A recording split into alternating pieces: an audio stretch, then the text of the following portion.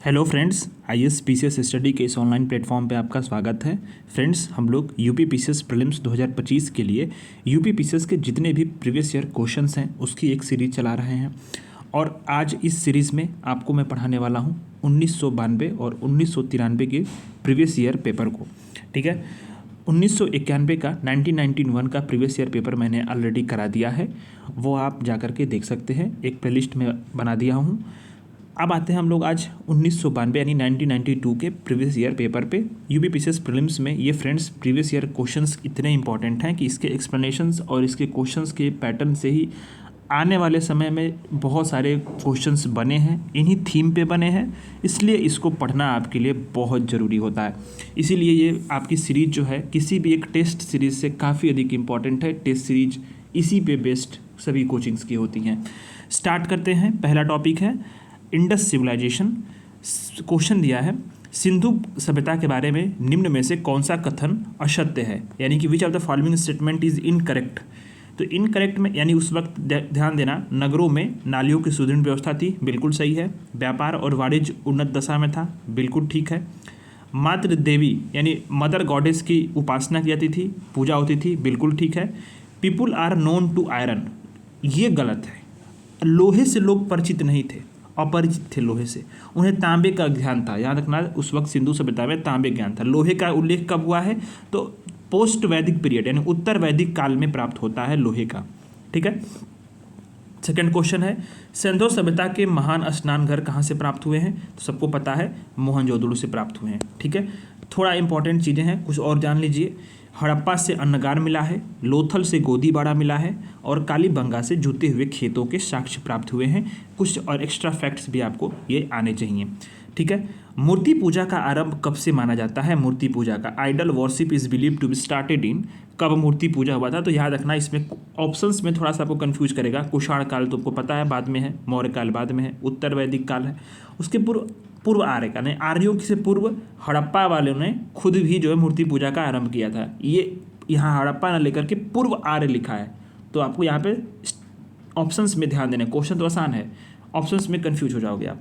ठीक है, तो ये चीज़ को आपको याद रखना है कि पूर्व आर्य काल में हड़प्पा वासी ने ही सर्वप्रथम मूर्ति पूजा का स्टार्टिंग की थी। ठीक है, और आर्यों के समय में उत्तर वैदिक काल से मूर्ति कला का जो है प्रारंभ हुआ। मौर्य काल को क्या बोलते हैं कि भारतीय इतिहास में साम्राज्य निर्माण का पहला प्रयास था, बहुत बड़ा साम्राज्य था। ठीक है, और मौर्योत्तर काल में जो विदेशी आक्रमणकारी थे उसमें कुषाण वंश बहुत इंपॉर्टेंट है। अब इसके बारे में मैंने 1991 वाले पेपर में डिस्कस किया ही हुआ, एक क्वेश्चन पूछा हुआ है। अब आता है नेक्स्ट क्वेश्चन, प्रारंभिक गणतंत्र में कौन शामिल नहीं था। Which of the following was not a part of early Republic. Early Republic में कौन शामिल नहीं था, तो इसमें ऑप्शंस दिए हैं, शाक्य, लिच्छवी, यौधेय और उपयुक्त सभी। यौधेय शामिल नहीं था। कैसे नहीं था, ध्यान दो, बुद्ध काल में गंगा की घाटी जो थी पूरी, उसमें गंगा घाटी मतलब अब ये देखो भारत हो गया मान लो, ठीक, तो ये गंगा नदी जो निकल रही है पूरी इसी घाटी के आसपास जो है ये कुछ डेवलपमेंट्स हुए थे, कुछ गणराज्यों का अस्तित्व स्टार्टिंग हुआ था। तो कपिल वस्तु के शाक्य, सुसुमार के पर्वत के भग, केशपुत्र के कलाम, अलकप के बुली, रामग्राम के कोली, पावा के मल, कुशीनारा के मल, मिथिला के विदेह, वैशाली के लिच्छवी और पिपलीवान के मोरी। ठीक है, तो ये 10 गणराज्य थे, उसमें यौधेय नहीं था। ठीक है, अब आते हैं नेक्स्ट क्वेश्चन पे, जो यहाँ है वह अयंत्र भी है, जो यहाँ नहीं है वो कहीं नहीं है। इस किसे ग्रंथ में कहा गया है, तो याद रखना ये महाभारत में कहा गया है। महाभारत में इस चीज़ को कहा गया है और ये रचना महाभारत की कौन की थी, तो वेद व्यास ने की थी, रामायण वाल्मीकि द्वारा, और गीता श्री कृष्ण के उपदेशों का संग्रह है और राष्ट्ररंगनी कल्हड़ द्वारा रचित है। चीज़ों को याद रखना। हिंदू विधि द्वारा मान्य कर कितना था, टैक्स, तो हिंदू विधि द्वारा ध्यान देना, उपज का जो मान्य कर है वो 1/6 है।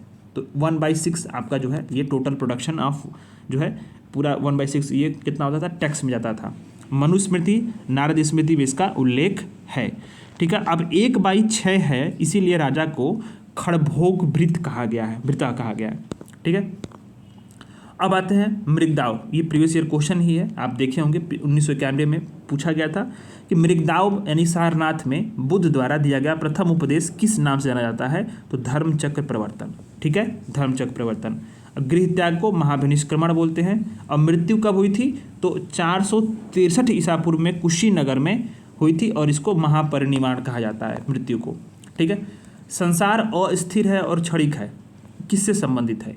ये वाला जो कॉन्सेप्ट है ना फ्रेंड्स, संसार अस्थिर है, क्षणिक है, याद रखना, ये बौद्ध धर्म से संबंधित है। बौद्ध धर्म से संबंधित है ये कॉन्सेप्ट। कैसे? कि महात्मा बुद्ध ने सर्वप्रथम पहले ही संसार को अस्थिर कहा और क्षणिक कहा। इसी को हम लोग क्षणिकवाद जानते हैं। ठीक है, क्षणिकवाद। और बहुत इंपॉर्टेंट है, बहुत इंपॉर्टेंट, ये याद रखो, ये पूछेगा। अब प्रतीत्य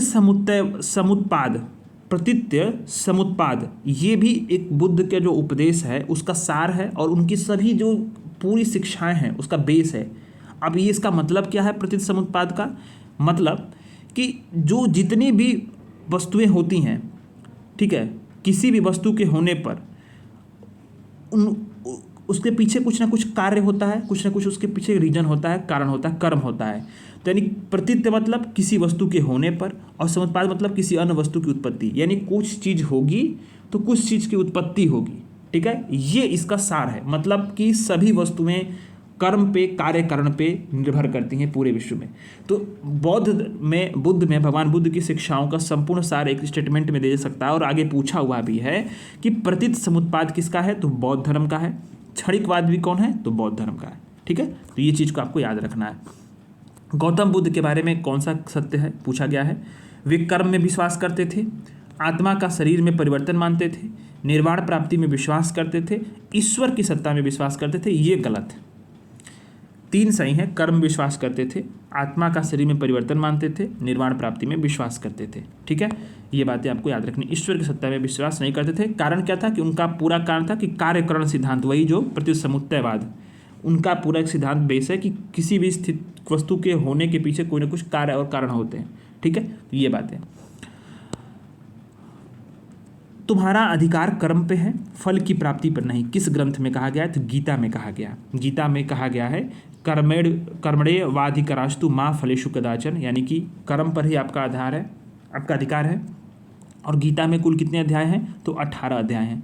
याद रखना है, 18 अध्याय गीता में हैं। क्योंकि पूछा जाता है अध्याय, 2022 में या 23 में कोई क्वेश्चन था, अध्याय पे पूछा था कि किसी ग्रंथ में अध्याय कितने हैं, स्टेटमेंट दे करके। तो इस चीज़ को याद रखना, गीता में कितने हैं? 18 हैं। अब आते हैं बहुत ही आसान, यहाँ पे 4 लेखक हैं और बहुत प्रसिद्ध प्राचीन काल के, और उनकी कुछ किताबें हैं। ठीक है, तो याद रखना है। तो ये पूरा मैच द कॉलम है। कल्हड़ का रास्तरंगिनी, डी का 2 मिला दो, हो गया, सॉल्व हो गया। एक आपको आना चाहिए। ठीक है, एक आएगा, मैच द कॉलम आराम से हो जाएगा। 1 या 2, बहुत मैक्सिमम 2।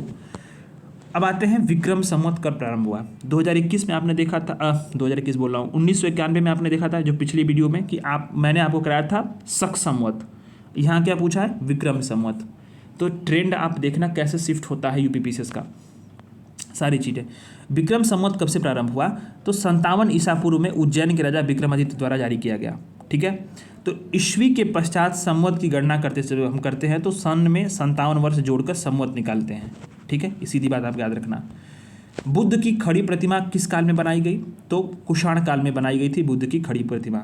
ठीक है, कुषाण, मथुरा से बुद्ध और बुद्धिस्ट की खड़ी प्रतिमा और बैठी प्रतिमा मिलती है, इसी काल में निर्माण हुआ था, मथुरा में ही। अब मथुरा शैली जो है मूर्ति निर्माण की बहुत फेमस है, ये भी आपको याद रखना है। कौन सी गुप्तकालीन स्वर्ण मुद्रा है? बहुत इंपॉर्टेंट है, गुप्तकालीन स्वर्ण मुद्रा। तो दिनार। गुप्त काल के शासक जो थे उन्होंने सोना, चांदी, तांबा तीनों के सिक्के जारी किए थे। ठीक है, तो स्वर्ण मुद्रा को दिनार कहते थे, चांदी का सिक्का रूपक कहलाता था, याद रखना है। और सोना और चांदी का जो रेशियो था सिक्के का 1/16 था, 1/16 था। ये चीज़ को आपको ध्यान देना है। फायर ने भी कौड़ियों के भी व्यापार विनिमय में उपयोग की बात कही है, यानी कि जो एज ए एक्सचेंज में। मुद्रा राक्षस का लेखक निम्न में से कौन है? इसके बाद में जानते हैं विशाख दत्त। आप सबको पता होगा कि इसका रचना विशाख दत्त ने की थी। इससे भारत की जितनी प्राचीन बृहद शक्तिशाली मौर्य साम्राज्य है उसके इतिहास के बारे में, तत्कालीन समाज के बारे में जानकारी होती है। कालिदास ने अभिज्ञान शकुंतलम जैसे नाटक लिखे हुए हैं। ठीक है, सम्राट हर्ष ने अपनी राजधानी थानेश्वर कहाँ स्थापित की थी? कन्नौज ने की थी। ठीक है। कन्नौज बहुत इंपॉर्टेंट है, थानेश्वर गद्दी पे बैठा था, बाद में इसके थानेश्वर से कन्नौज लेके आया था। कन्नौज को क्या बोलते हैं, तो याद रखना कि बहुत समृद्ध नगर था उस वक्त का कन्नौज, उसके स्ट्रैटेजिक इंपॉर्टेंस बहुत ज़्यादा थी, इसीलिए उसको महोदय नगर कहते थे। महोदय नगर अगर आए तो याद रखना कन्नौज को कहा जा रहा है, ठीक है। अंकोर वाट का मंदिर कहाँ पे स्टेब्लिश है, तो ध्यान रखना कि सिचुएशन है तो कंबोडिया में है। 1125 में कंबुज नरेश सूर्यवर्मन द्वितीय ने ये कराया था इसका निर्माण, और यह यशोधरापुर में बना हुआ है, ठीक है। बहुत इंपॉर्टेंट है, भारतीय स्थापत्य कला का पूरा प्रभाव है इस मंदिर पे।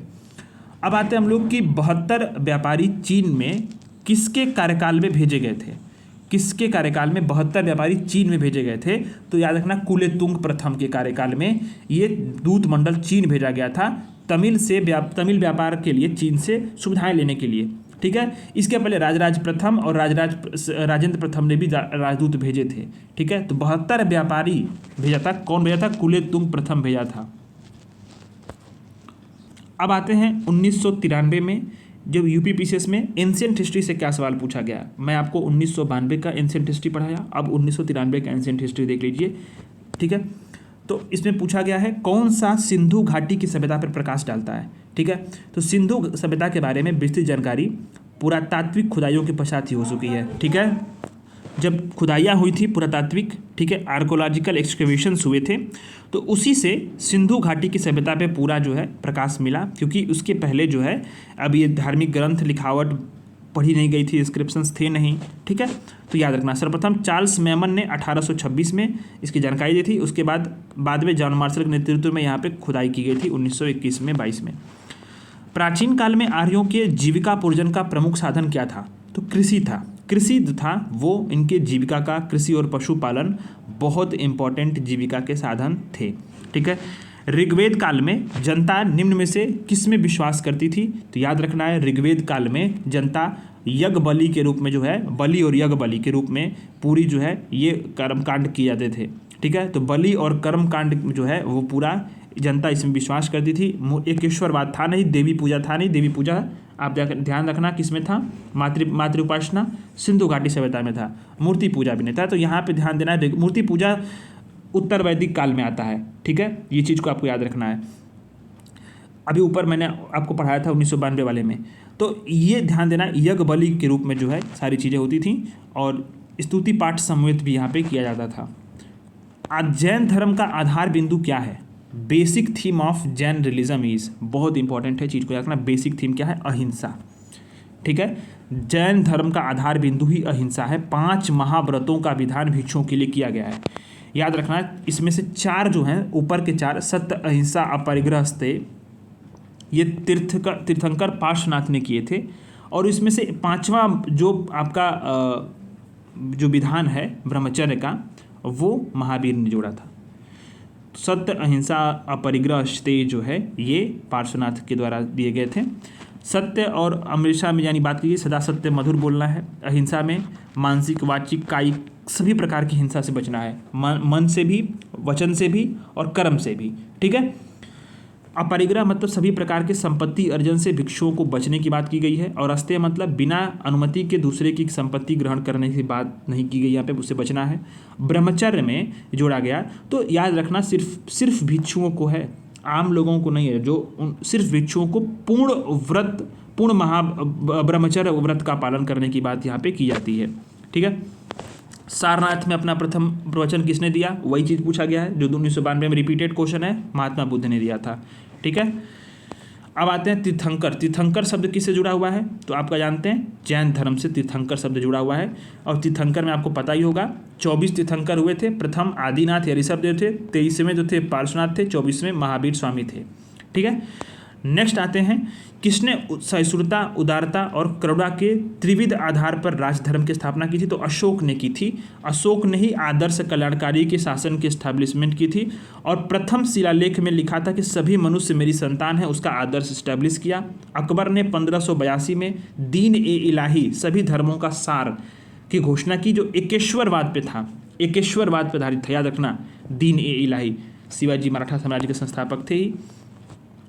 मौर्यों के बाद दक्षिण भारत में सबसे प्रभावशाली राज्य कौन था? तो सातवाहन था। सातवाहन गौतमी पुत्र सातकर्णी का आप एक मूवी बनी होगी, साउथ में आपने देखा होगा, बहुत लोग नहीं देखे होंगे, देखना, बड़ा अच्छा चीज़ बना हुआ उसमें। सातवाहनों का प्रभुत्व था मौर्यों के बाद, ठीक है, बहुत इंपॉर्टेंट है। सातवाहनों का शकों के साथ लंबा संघर्ष चला। अब याद रखना, मैंने आपको 1991 वाले में पढ़ाया था कि उत्तरी महाराष्ट्र और विदर्भ में एक स्थानीय शासक थे, और ये क्वेश्चन 1991 में पूछा गया था कि वाकाटक कहाँ थे? उत्तरी महाराष्ट्र और विदर्भ में एक स्थानीय शासक थे। और वाकाटक के बाद कौन आया? तो चालुक्य आए थे उसी एरिया में, ठीक है। अजंता और एलोरा कहाँ की गुफाएं हैं? याद रखना, महाराष्ट्र की गुफाएं हैं, औरंगाबाद जिले में। कुल 29 गुफाएं हैं, 4 चैत्य है और शेष बिहार हैं। अजंता की गुफाओं को 1819 में ब्रिटिश सेना के मद्रास रेजिमेंट के अधिकारी ने खोजा था, और एलोरा में राष्ट्रकूट वंश के कृष्ण प्रथम ने कैलाश मंदिर का निर्माण किया था। बहुत अद्भुत मंदिर है, ठीक है। अब आते हैं हम लोग नेक्स्ट की, हर्ष के साम्राज्य की राजधानी कहाँ थी? तो वही सीधे पूछा गया, कन्नौज। रिपीटेड क्वेश्चन है, आप देख रहे होंगे, ठीक है। राजश्री के आग्रह पर कन्नौज की गद्दी पर स्वीकार किया बैठना। उसकी राजधानी थानेश्वर थी, और उसने कन्नौज वहाँ पे ट्रांसफ़र कर दी, और थानेश्वर की गद्दी पे यहाँ पे बैठा था 606 ईस्वी में, ठीक है। बाणभट्ट द्वारा रचित हर्ष चरित्र से इसकी जानकारी मिलती है, और कन्नौज को महोदय नगर कहते हैं। रिपीटेड चीज दिया गया है। अब आते हैं कि कौन सा राजवंश हुड़ों के आक्रमण से बहुत विचलित हुआ था? तो गुप्त राजवंश जो था, गुप्त शासक स्कंद गुप्त के काल में हुड़ों की प्रबल आक्रमण हुए थे। नेता कौन था? खुशनेवाज था, ठीक है। कहाँ उल्लेख है इसका? तो भीतरी अभिलेख कहाँ पे है? गाजीपुर में। इसको बोलते हैं सैदपुर एक जगह है, सैदपुर भीतरी अभिलेख यहाँ पे मिले हैं, ठीक है। बाद में पुरुगुप्त और बुधगुप्त, बालादित्य के समय तोरमार और मिहिर कुल के समय जो है अचानक आक्रमण भी हुए थे। याद रखना, चंद्रगुप्त जो प्रथम है वो गुप्त वंश का प्रथम राजा हुआ, उसके पश्चात उसका पुत्र जो था वो समुद्रगुप्त शासक बना था। अब आते हैं हम लोग कि निम्न में से कौन सा दक्षिण भारत का राजवंश नौसैनिक शक्ति के लिए प्रसिद्ध था? तो चोल जो शासक था वो अपनी नौसेना के लिए प्रसिद्ध था। चोलों ने श्रीलंका, श्रीविजय और कडारम राज्यों पे विजय प्राप्त की थी, ठीक है। संस्थापक कौन था? विजयालय था, और विजयालय ने तंजौर को अपनी राजधानी बनाया था। याद रखना, मैंने आपको 1991 वाले पेपर में इस पे पूछा हुआ राजधानी पे सवाल। नेक्स्ट आता है कोणार्क का सूर्य मंदिर किसने बनवाया? तो नरसिंहदेव वर्मन सेकंड ने बनाया था। उड़ीसा के कोणार्क का सूर्य मंदिर गंग वंश के शासक नरसिंहदेव वर्मन सेकंड ने बनवाया था। यूनेस्को की विरासत में ये शामिल है, ठीक है। लास्ट क्वेश्चन एंशिएंट हिस्ट्री का है। खजुराहो के मंदिर किससे संबंधित है? तो जैन धर्म और हिंदू धर्म दोनों से संबंधित हैं। खजुराहो के मंदिर कौन बनाया था? यूपीपीसीएस 1991 का 1991 का क्वेश्चन है, प्रीवियस ईयर का। यहाँ पे याद करना है, चंदेल शासकों ने बनवाया था। 30 मंदिर थे, विष्णु, शिव, जैन तीर्थकों की उपासना के लिए कराए गए थे। इसमें कंदारिया महादेव मंदिर, विष्णु मंदिर, पार्श्वनाथ मंदिर इंपॉर्टेंट है। अब आते हैं हम लोग 1992 में 1992 में मेडावल हिस्ट्री के क्वेश्चंस पे देखते हैं। दिल्ली सल्तनत पे बाजार नियंत्रण प्रथा निम्न में से किसने लागू की थी? Money control trend was started by. तो याद रखना आपको, अलाउद्दीन खिलजी ने अपने आर्थिक सुधारों में बाजार नियंत्रण प्रणाली प्रमुख रूप से उसको उल्लेखित किया था। सैनिकों को एक निश्चित वेतन पर रखने के उद्देश्य से अलाउद्दीन खिलजी ने सभी वस्तुओं के मूल्य भी निश्चित कर दिए थे, ठीक है। जो अधिकतर विद्वान हैं वो मूल्य नियंत्रण दिल्ली और उसके आसपास के क्षेत्रों तक उनके अनुसार माना जाता है कि लागू था, और उसके लिए बाजार नियंत्रण की व्यवस्था की देखभाल के लिए दीवान ए रियासत, यानी दीवान ए रियासत, याद रखना, दीवान ए रियासत और सहना ए मंडी, और ये दो लोग थे। और न्याय व्यवस्था के लिए सराय अदल विभाग। 2 चीज़ों को याद रखना है आपको कि बाजार नियंत्रण व्यवस्था के लिए दीवान ए रियासत, सहना ए मंडी, ठीक है, और न्याय व्यवस्था के लिए, जस्टिस सिस्टम के लिए पूरा अपना जो है, उसने सराय अदल विभाग का गठन किया था। कौन किया था? अलाउद्दीन खिलजी ने किया था, ठीक है। तो इस बातों को आपको याद रखना है। मोहम्मद बिन कासिम कौन था? आपको बताया था मैंने 1991 वाले में कि 711-12 में भारत पर आक्रमण किया था। अरब मूल का आक्रमणकारी था। प्रथम मुस्लिम आक्रमणकारी जो थे भारत पर आक्रमण करने वाले अरब थे। जानकारी कहाँ से मिलती है? तो बिलादुरी द्वारा रचित पुस्तक है फुतुह अल बलदानी और चचनामा से यही जानकारी मिलती है कि भारत पर प्रथम मुस्लिम आक्रमणकारी अरब थे। किससे जानकारी मिलती है? बिलादुरी द्वारा रचित पुस्तक फुतुह अल बलदानी और चचनामा से। नेक्स्ट आते हैं बहमनी और विजयनगर साम्राज्य पे। तो वास्को डी गामा भारत कब आया था? तो 3 ऑप्शंस में से आपको यहाँ पे इतने क्लोज दिए गए हैं, बहुत सारी चीज़ें आप जो है इसमें गलत कर सकते हो अगर आपको थोड़ा सा जानकारी नहीं रहेगी तो। चीज़ों को याद रखना, 17 मई 1498 को आया था, कालीकट के तट पर नए मार्ग की खोज की थी। तत्कालीन शासक कौन था? तो जमोरिन था जिसने इसका स्वागत किया था। ठीक है, मुगल साम्राज्य पे आते हैं। अयोध्या स्थित बाबरी मस्जिद का निर्माण निम्न में से किसने किया? तो मीर बाकी ने किया था। मीर बाकी ने बाबरी मस्जिद का निर्माण मुगल शासक बाबर के काल में किया था। ठीक है, याद रखना आपको। इसके बाद हम लोग आते हैं, टोडरमल ने किस क्षेत्र में ख्याति अर्जित की थी? तो टोडरमल जो था वो जब्ती प्रणाली का जनक था, जब्ती प्रणाली का रियल जनक था। भू राजस्व के क्षेत्र में उसने जो है ये अपनी ख्याति अर्जित की थी। इस प्रणाली का, जब्ती प्रणाली का प्रयोग सर्वप्रथम किसने किया? तो शेरशाह ने किया था। ठीक है, जो जब्ता हरसाला की तरह था। बाद में अकबर ने इसे आईने दहसाला का रूप दे दिया। टोडरमल की सहायता से ही अकबर ने आईने दहसाला को लागू किया था। तो टोडरमल किस में है इंपॉर्टेंट? तो भू राजस्व के क्षेत्र में उसने अपनी ख्याति अर्जित की थी। मुगल चित्रकला के संबंध में कौन सा कथन सत्य है? पूछा है, सत्य है। करेक्ट कौन सा है? युद्ध दृश्य, पशु पक्षी और प्राकृतिक दृश्य, दरबारी चित्र, सभी चीज़ें थी, बिल्कुल थी। ठीक है, चित्रकला की जब बात आती है तो मुगलों ने विशिष्ट योगदान दिया चित्रकला में। अगर आप देखें तो चित्रकला के नए नए विषयों का उन्होंने समावेश किया था, जैसे दरबार का चित्र बनाना, शिकार का, युद्ध का। मंसूर जो था वो नेचुरल जितने सिनेरियो सीन्स थी, ठीक है, सिनेरियोस थे, प्राकृतिक दृश्य और पशु पक्षियों का चित्र बनाने में निपुण था मंसूर जो चित्रकार था। जहांगीर ने मंसूर को कौन सी उपाधि दी थी? तो नादिर उल अस्त्र की उपाधि दी थी। किसने दी थी? जहांगीर ने दी थी। किसको दी थी? मंसूर को। क्या दी थी? नादिर उल अस्त्र की उपाधि। अबुल हसन ने जहांगीर के गद्दी पर आसीन होने का चित्र तैयार किया था। ठीक है, ड्यूटर ने संत जान पाल की तस्वीर बनाई थी। ठीक है, मुगल काल की जो परंपरा थी, जो ये जहांगीर के बाद जो है आप देखें तो शाहजहां के काल में भी रही। और चित्रकला की जो पूरी शैली थी मुगल की, उसमें ईरानी, भारतीय, फारसी शैलियों का मिश्रण पाया जाता है। मुगल काल में सेना का प्रधान कौन था? तो याद रखना, मीर बख्शी जो था वो सेना का प्रधान था। मीर बख्शी बहुत इंपॉर्टेंट है। मीर बख्शी जो था वही सेना का हुलिया, वेतन, घोड़े की जाँच करता था और मनसबदरों की नियुक्ति की सिफारिश भी वही करता था।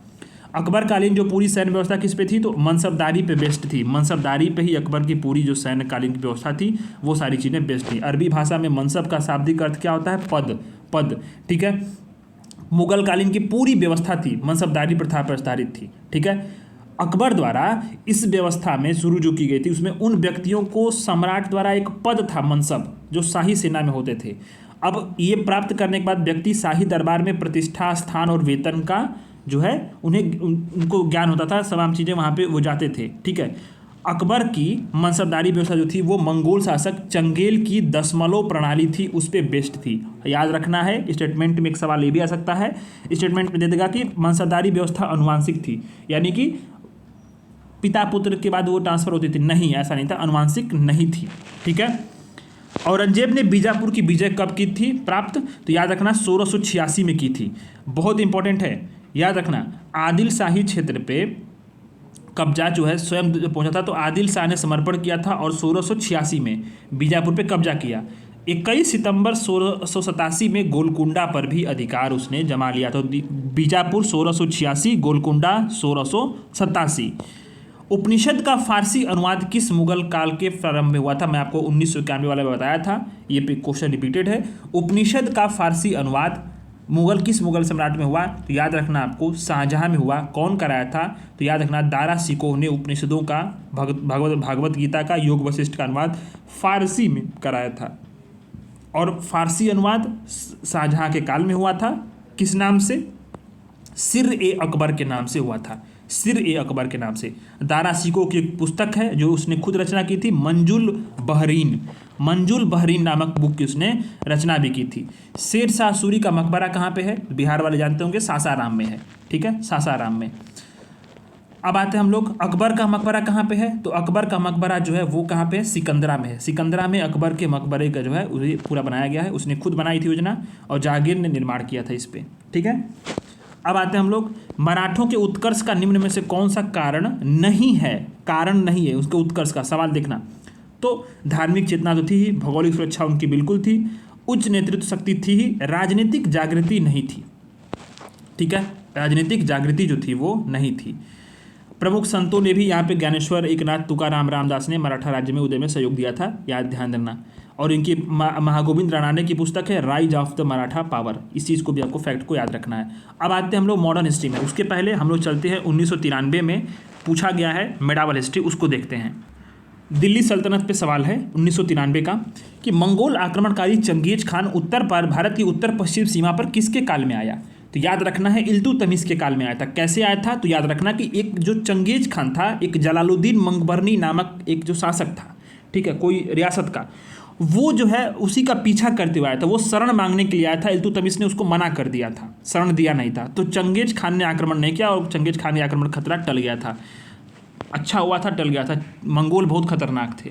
उनकी एक विशेषता ये थी, कभी नहाते वहाते थे नहीं, सब बहुत बहुत अधिक जो है वो खुखार भी थे। उनके लड़ने की प्रवृत्ति आम सैनिकों जैसी नहीं थी, बहुत ही खुखार थे वो, ठीक है। आगरा नगर की स्थापना निम्न में से किसने की थी? तो याद रखना सिकंदर लोदी ने की थी, 1504 में की थी। भूमि माप के लिए सिकंदरी गज का भी प्रयोग सिकंदर लोदी ने ही स्टार्ट किया था। शेरशाह सूरी की मृत्यु कहाँ पे हुई थी? तो वही आपको याद रखना कलिंजर में। वहाँ पीछे क्या पूछा हुआ? शेरशाह का मकबरा पूछा था। अब इस बार 1993 में उसने शेरशाह की मृत्यु पूछ लिया, कहाँ पे है, याद रखना कलिंजर में, ठीक है। कलिंजर अभियान के दौरान 1545 में ये उनकी शेरशाह की मृत्यु हो गई थी। तालीकोटा का युद्ध कब हुआ था? विजयनगर साम्राज्य पे एक सवाल था, अब यहाँ पे तालीकोटा पे पूछ लिया है कि 1565 में, याद रखना सन जो है 1565 में तालीकोटा का युद्ध हुआ था। विजयनगर और बहमनी राज्य, दो राज्यों के बीच में हुआ था। विजयनगर और बहमनी राज्यों के बीच में तालीकोटा का युद्ध हुआ था 1565 में।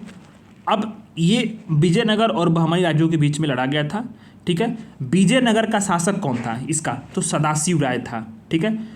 उसके सेनापति राम राय के हाथों में पूरी शक्ति थी, ये बात ध्यान देना है। विजयनगर के विरुद्ध बीजापुर, बीदर, अहमदनगर और गोलकुंडा के 4 मुस्लिम शासकों ने संयुक्त रूप से युद्ध लड़ा था, ठीक है। इसी युद्ध को विजयनगर में, इस युद्ध में विजयनगर सेना परास्त हो गई थी। इसे राक्षसी तंगड़ी का युद्ध भी कहते हैं। राक्षसी तंगड़ी का युद्ध भी इसी को कहा जाता है, तालीकोटा के युद्ध को, ठीक है। मध्यकाल में सर्वप्रथम भारत से व्यापार संबंध स्थापित करने वाले कौन थे? तो याद रखना आपको पुर्तगाली थे। भारत में व्यापार के लिए पुर्तगाली प्रथम यूरोपी थे। वास्को डी गामा पहुंचा था, पुर्तगाली था 1498 में। इसके बाद वो डच आए, फिर अंग्रेज आए, फिर फ्रांसीसी आए। डच कब आए? 1595-98, अंग्रेज 1600 और फ्रांसीसी 1664 में आए थे, ठीक है। भक्ति संस्कृति का भारत में पुनर्जन्म हुआ कब हुआ? तो 15वीं-16वीं शताब्दी ईस्वी में हुआ था। कैसे? देखो, भक्ति संस्कृति का जब जन्म कब होता है? जब कबीर, नानक, सूरदास, तुलसी, चैतन्य, मीरा ने जन्म लिया और भक्ति का एक पूरा आंदोलन चलाया था, ठीक है। नादिर शाह ने निम्न में से किसके शासनकाल में भारत पर आक्रमण किया? तो मोहम्मद शाह के शासनकाल में नादिर शाह ने भारत पर आक्रमण किया था। 13 फरवरी 1739 ईस्वी में नादिर शाह ने दिल्ली पर आक्रमण किया। दिल्ली पे शासन कौन कर रहा था? तो बादशाह था मोहम्मद शाह, ठीक है। इसको रंगीला शासक बोलते हैं। अब यही नादिर शाह जो था मयूर सिंहासन और कोहिनूर हीरा लेकर गया था। अहमद शाह अब्दाली ने भी जो है इसी शासनकाल में आक्रमण किया था, ठीक है, याद रखना आपको।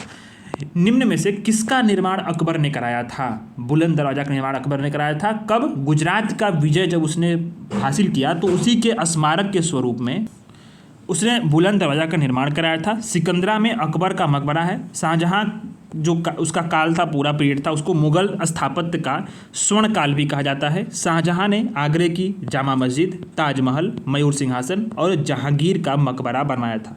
कुतुबुद्दीन का निर्माण कुतुबुद्दीन ऐबक ने कुतुब मीनार का निर्माण कराया था। ईस्ट इंडिया कंपनी ने जहांगीर के दरबार में निम्न में से किसे भेजा था? तो कैप्टन हॉकिंस को भेजा था। याद रखना यहाँ पे 2 ऑप्शंस कंफ्यूजिंग हैं। एक तो टॉमस रोल लगा देंगे कुछ लोग और कुछ लोग हॉकिंस लगाएंगे, ठीक है। याद रखना है आपको कि ईस्ट इंडिया कंपनी ने जहांगीर के दरबार में सर टॉमस रो को बाद में भेजा था। पहले जो है 1608 में कैप्टन हॉकिंस को भेजा था, ठीक है। जहांगीर ने इसको 400 का मनसब दिया था और लेकिन इसको व्यापार हेतु सनद प्राप्त नहीं हो पाई थी सूरत वगैरह के एरिया में।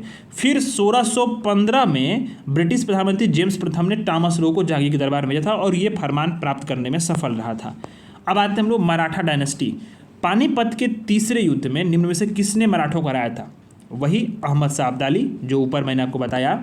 देखो ये कि 13 फरवरी 1739 को नादिर शाह आक्रमण किया था और उसी के शासनकाल में ही जो है अहमद शाह अब्दाली ने भी आक्रमण किया था, यानी कि इसी के काल में हुआ होगा। तो पानीपत का तीसरा युद्ध जो है 1761 में मराठों और अफगानों के बीच में लड़ा गया था। मराठों की हार हुई थी याद रखना, इस युद्ध में पेशवा बालाजी बाजीराव का नाबालिग पुत्र विश्वास राव सेनापति था, सदाशिव राय भाई उसके सहायक नियुक्त थे, लेकिन ये हार चुके थे लोग, ठीक है, और बहुत बुरी तरह से हार हुई थी। इस तरह से मेडावल हिस्ट्री भी खत्म होती है 2 साल का। अब आते हैं हम लोग मॉडर्न हिस्ट्री में।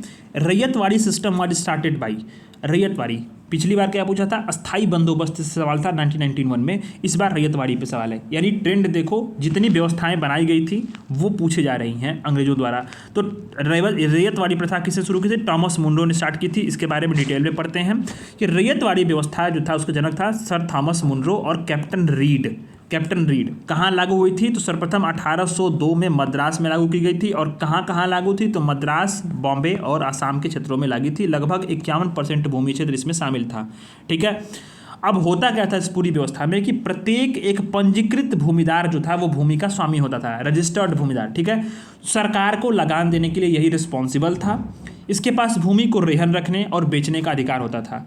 भूमि कर नहीं दे पाया तो उसको भूमि स्वामित्व के अधिकार से वंचित कर दिया जाएगा। इसमें सरकार जो था वो रैयत से सीधा संपर्क होता था और इसको मद्रास, आसाम और बॉम्बे के एरिया में लागू किया गया था। इस बात को आपको याद रखना है। इसमें पूछा गया है मैच द कॉलम में कुछ अखबार हैं, ठीक है, और इसमें यहाँ पे मैच द कॉलम में डायरेक्टली पूछा गया है। तो याद रखो ये प्रीवियस ईयर क्वेश्चन है, मैंने आपको कराया 1991 वही रिपीट किया है इसको। एनी बेसेंट कौन सा करेक्टली मैच है पूछा गया, कौन सा सही सुमेलित है, ठीक है। तो यंग इंडिया किसका है, महात्मा गांधी का है। केसरी जो था वो मराठी में था और मराठा जो था अंग्रेजी में था। मैंने आपको बताया था तिलक द्वारा पत्रकार ये जो है संपादित की गई थी। यंग इंडिया महात्मा गांधी का, न्यू इंडिया एनी बेसेंट का, और बंगाली पत्रिका कौन किसने निकाला था, सुरेंद्र नाथ बनर्जी ने निकाला था। किन 2 नेताओं ने भारत का दौरा कर सामाजिक उत्थान का कार्य किया था, तो याद रखना आपको 2 ही नेताओं ने पूरे भारत का दौरा किया था, यहाँ पे तिलक और गांधी ने किया था, ठीक है। याद रखना लोकमान्य तिलक ने आगरकर से मिलकर सस्ती शिक्षा की योजना बनाई थी और 1890 में पूना में न्यू इंग्लिश स्कूल खोला। ये फैक्ट पूछा जा सकता है, न्यू इंग्लिश स्कूल किसने खोला था 1890 में पूना में, तो लोकमान्य तिलक ने भरा था। उसी ने लोकमान्य तिलक ने ही महाराष्ट्र में शिवजी उत्सव और गणपति उत्सव मनाने की प्रथा शुरू की थी।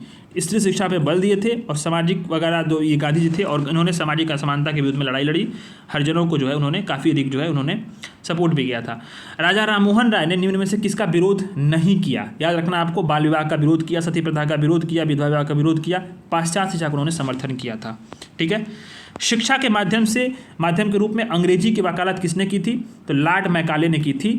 मैकाले ने ही 1835 में शिक्षा पत्र में शिक्षा के माध्यम में अंग्रेजी और पाश्चात्य शिक्षा की वकालत की थी, ठीक है। उसने ही कहा था कि भारतीय जो साहित्य है वो यूरोप की एक अलमारी के लायक भी नहीं है। बहुत ही घटिया बयान था, लेकिन क्या ही कर सकते हैं, जब कहा था तो पढ़ना ही पड़ेगा, सवाल पूछे जा रहे हैं इससे।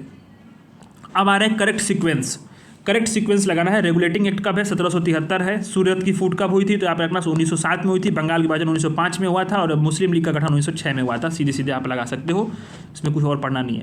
बारदोली सत्याग्रह, चंपारण सीधे किससे संबंधित है, गांधी जी से संबंधित है, ठीक है। अच्छा, बारदोली किससे संबंधित है, तो याद रखना 1928 में सूरत में गुजरात में गांधीवादी आंदोलन और सत्याग्रह को पर्याप्त सफलता मिली थी। नेतृत्व कौन करा था, सरदार वल्लभ भाई पटेल किए थे और महिलाओं ने बारदोली की उनको सरदार की उपाधि दी थी। चंपारण सत्याग्रह किससे संबंधित है, तो बिहार में संबंधित है। 1917 में किसानों की दयनीय स्थिति के विरुद्ध में नील बागान मालिकों के द्वारा 3 कठिया प्रणाली थी, 3/20 भाग जो था वो बाध्य किया जाते थे नील खेती करने के लिए। इसी के विरुद्ध गांधी जी ने इस पर पूरा सत्याग्रह शुरू किया था, चंपारण सत्याग्रह, ठीक है। कूका आंदोलन के बारे में बात करते हैं, याद रखना है 1840-1872 तक चला। इसकी शुरुआत 1840 में सेन साहब भी कहीं देगा जवाहर भगत जवाहर मल द्वारा। हुआ क्या था, उद्देश्य था कि सामाजिक सुधारों में जाति और अंतर जाति विवाहों पर बैन जो लगा उसको समाप्त करना, मांस और नशीली वस्तुओं का परित्याग करना, ठीक है। अब इन्हीं के एक नेता थे राम सिंह, 1872 में इनको रंगून यहाँ पे निर्वासित कर दिया गया था। लाल कुर्ती आंदोलन, ये अगले बार आपको आएगा। तो लाल कुर्ती आंदोलन क्या है, उत्तर पश्चिम सीमांत प्रांत जो था उसमें सीमांत गांधी के नाम से फेमस थे अब्दुल गफ्फार खान। उन्होंने ही खुदाई खिदमतगार संगठन के ध्वज के चले और स्वयंसेवकों के साथ मिलकर सविनय अवज्ञा में भाग लिया। उद्देश्य क्या था, अंग्रेजों को भारत भगाना, और स्वयंसेवक लाल कुर्ती पहनते थे इसलिए इसको लाल कुर्ती के रूप में आंदोलन को जाना गया था, ठीक है। अब ये पूछा गया है कि करेक्ट सीक्वेंस क्या है, साइमन कमीशन, सविनय अवज्ञा, खुदाई खिदमतगार, सूद विभाजन, ये पूरा सवाल है। इसमें ऑप्शंस दिए गए हैं, तो याद रखना आपको फ्रेंड्स इन सारी चीज़ों में। सूरत विभाजन कब हुआ है? 1907 में हुआ है। साइमन कमीशन कब आया? 1928 में आया। सविनय अवज्ञा 1930 में हुआ। और खुदाई खिदमतगार आंदोलन 1930-31 में हुआ था, ठीक है। तो ये चीज़ें आपको याद रखनी है, 1930-31 में हुआ था। नेक्स्ट आपका क्वेश्चन है असर्शन रीजन में गांधी जी ने दांडी मार्च किया, कारण वे भारत की जनता को निःशुल्क नमक दिलाना चाहते। निःशुल्क नमक नहीं था, निःशुल्क नमक नहीं था, बल्कि नमक कर वापस लेना था, ठीक है। तो 12 मार्च 1930 को गांधी जी ने दांडी मार्च आरंभ किया था। 6 अप्रैल 1930 को नमक कानून तोड़ा और निःशुल्क नहीं था बल्कि बढ़े हुए टैक्स को वापस लेना था, ये इनका उद्देश्य था। असर्शन रीजन में दूसरा क्वेश्चन है द्वितीय विश्व युद्ध में भारतीय राष्ट्रीय कांग्रेस ने अंग्रेजों को सहयोग प्रदान किया क्योंकि उन्हें पूर्ण स्वराज प्राप्त होने की आशा थी। अब सहयोग प्राप्त कहाँ किया? सहयोग तो बिल्कुल नहीं किया। इसमें तो बात यह रही थी कि पहले तो विरोध किया था कांग्रेस ने, क्योंकि भारत की बिना परामर्श लिए युद्ध में घोषणा कर दी थी, ठीक है। और उसने कांग्रेस ने घोषणा भी की कि हम ऐसे किसी भी युद्ध में शामिल नहीं होंगे जहाँ साम्राज्यवादी हित और नीतियाँ हों, ठीक है। और कांग्रेसी मंत्रिमंडलों ने त्यागपत्र भी दिया था इसी में जबरदस्ती जो युद्ध में भारत को झोंका गया तो। और जिन्ना और लीग ने मुक्ति दिवस मनाया, ठीक है। तो ये सारी चीज़ें हैं, गलत क्वेश्चन है ये। India wins freedom, runs and ruins, young India और न्यू इंडिया, इसमें पूछा गया है, मैच द कॉलम सवाल है कि किसने लिखा है। तो इंडिया विंस फ्रीडम जो है अबुल कलाम आज़ाद की एक किताब है, ठीक है। रन एंड रूइंस किसका है? सुनील गावस्कर का है। यंग इंडिया किसका है? महात्मा गांधी का है। और न्यू इंडिया और कॉमनवेल्थ जो पत्रिका थी वो एनी बेसेंट की पुस्तकें थीं, ठीक है। इंडियन नेशनल कांग्रेस और मुस्लिम लीग के बीच में मतैक का काल निम्न में से कौन है? मतलब दोनों के बीच में संधि हुई थी। कब हुई थी? तो लखनऊ अधिवेशन में 1916 में कांग्रेस और लीग का एक जो संधि हुआ, मैंने समझौता हुआ, ये एनी बेसेंट और बाल गंगाधर तिलक के प्रयासों के कारण हुआ था। मुस्लिम लीग ने एक संयुक्त कमेटी ज्वाइंट नियुक्त की थी और इसी को कांग्रेस लीग योजना भी कहते हैं, दोनों संस्थाओं के बीच में मेल के लिए। तो याद रखना है 1619 से लेकर 1922 तक ये पूरा जो है मतैक का काल रहा, यानी सब दो लोग मिलकर लड़े थे, ठीक है। अब आते हैं ब्रिटिश पार्लियामेंट में चुना जाने वाला प्रथम भारतीय कौन था? याद रखना आपको फ्रेंड्स, दादा भाई नौरोजी थे, जिन्होंने ब्रिटिश पार्लियामेंट में प्रथम भारतीय चुनकर जाने के लिए एक गौरव प्राप्त किया। वो ऐसे पहले भारतीय थे और 1892 में फिन्सबरी से ब्रिटिश सांसद के तौर पर चुने गए उदारवादी दल की ओर से थे ये। 1937 में संपन्न विधानसभा चुनाव में इंडियन नेशनल कांग्रेस को निम्न में से किस प्रांत में पूर्ण बहुमत नहीं मिला? याद रखना फ्रेंड्स, पंजाब प्रांत में नहीं मिला था बल्कि सारे प्रांतों में। याद देखो कौन कौन से। 1937 में प्रांतीय विधानसभा मंडल के चुनाव हुए थे। 5 प्रांत में कांग्रेस ने पूर्ण बहुमत मिला। कौन सा? महाराष्ट्र बोल रहा हूँ, मद्रास, बिहार, मध्य प्रांत और बरार, संयुक्त प्रांत और उड़ीसा। यानी आपको 5 प्रांत याद रखने हैं जहाँ पे पूर्ण बहुमत मिला है। मद्रास में मिला है, बिहार में मिला है, मध्य प्रांत और बरार में मिला है, संयुक्त प्रांत में मिला है और उड़ीसा में मिला है, ठीक है। बंगाल, पंजाब और सिंध में बहुमत नहीं मिला था। पंजाब में मुस्लिम लीग और यूनियनिस्ट पार्टी सरकार बनाई थी। बंगाल में कृषक प्रजा पार्टी और मुस्लिम लीग ने ज्वाइंटली सरकार का गठन किया था। ये प्रांतीय विधानसभा थे, इस बात को याद रखना, प्रांतीय विधानसभा थे, ठीक है। मेरा अंतिम उद्देश्य प्रत्येक व्यक्ति के आंख से आंसू पोंछना होगा कथन किसका है? तो ये जवाहरलाल नेहरू का है।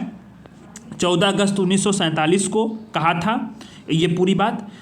अब आते हैं हम लोग, तुम मुझे खून दो मैं तुम्हें आज़ादी दूंगा, नारा किसका है? सुभाष चंद्र बोस का है। सुभाष चंद्र बोस का जुलाई 1944 में सिंगापुर में जब वो संबोधित कर रहे थे तो उनका ये नारा था।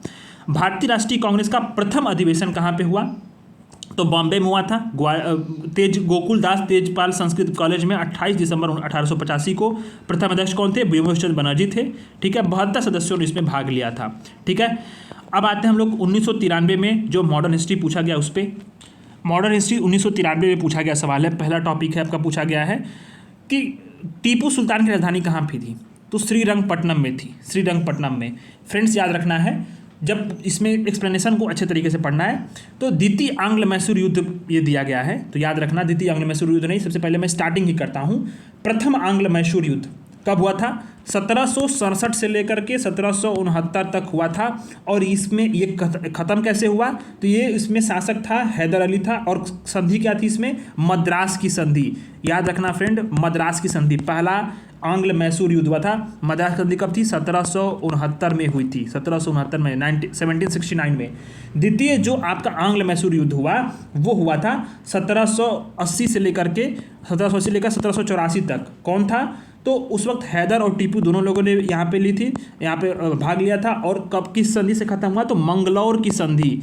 मंगलौर की संधि थी, कब हुई थी? 1784 में हुई थी। फिर आते हैं हम लोग तृतीय आंग्ल मैसूर युद्ध का। तो ऐसे आपको मुंह पे एकदम बिल्कुल याद होना चाहिए। 1790 में हुआ था स्टार्टिंग। और श्रीरंगपट्टनम की संधि हुई थी, श्रीरंगपट्टनम की संधि हुई थी 1792 में। याद कर लो इसको। और चौथा जो आंग्ल मैसूर युद्ध हुआ था वो हुआ था 1799 में। इसी में टीपू की मृत्यु हो गई थी।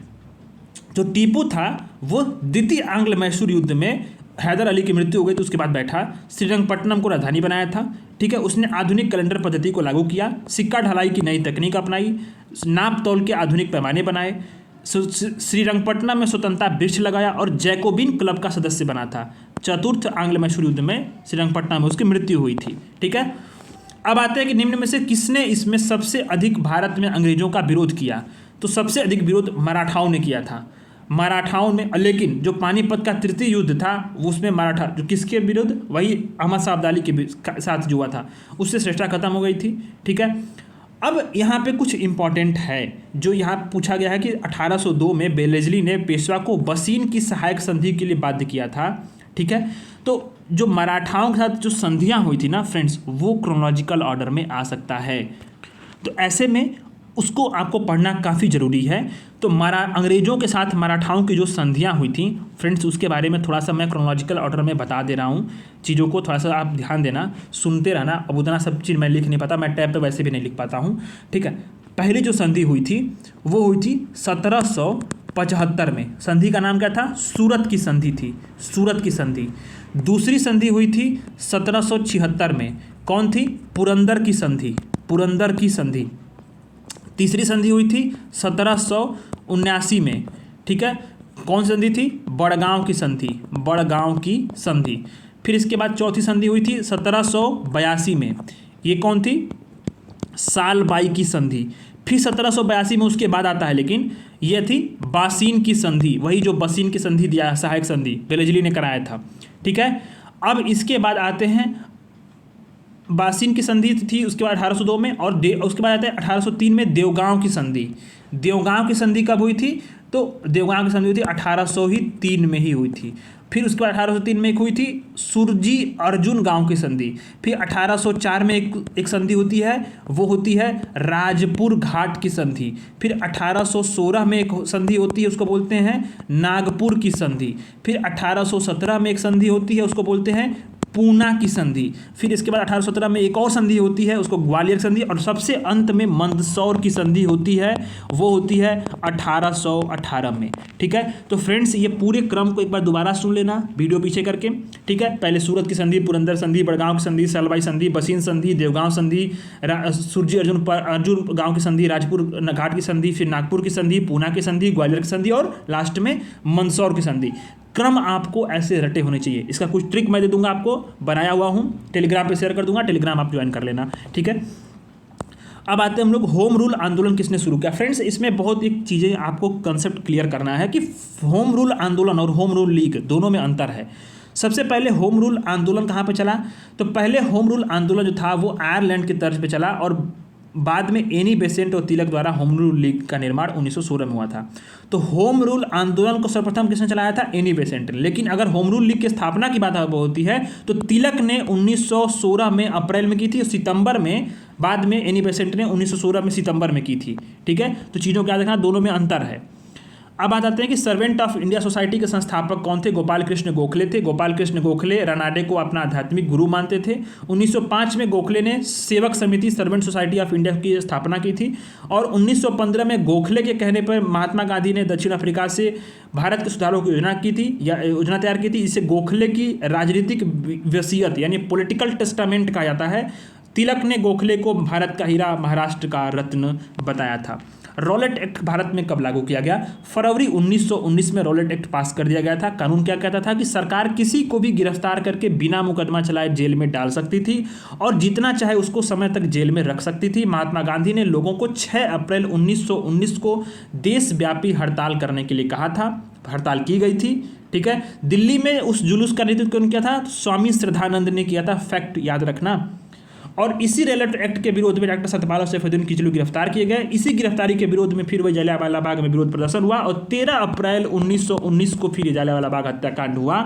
याद रखना, कांग्रेस ने अपनी तरफ से जलियांवाला बाग हत्याकांड के लिए 1991 वाले क्वेश्चन में मैंने आपको पढ़ाया था कि एक समिति बनाई थी, जांच समिति, ठीक है। और उसके अध्यक्ष कौन थे? पंडित मदन मोहन मालवीय थे, ठीक है। इस तरह से लिंक करके पढ़ते रहना आप। लॉर्ड कर्जन ने 1905 में बंगाल विभाजन कर दिया था। विभाजन कब पर समाप्त हुआ? तो 1991 में पूछा कि कब समाप्त अंतिम रूप से, मतलब समाप्त खत्म हो चुका था, तो 1912 उसमें सही था ऑप्शन। लेकिन विभाजन समाप्त किस वर्ष किया गया था? ये घोषणा 1911 में कर दी गई थी, ठीक है।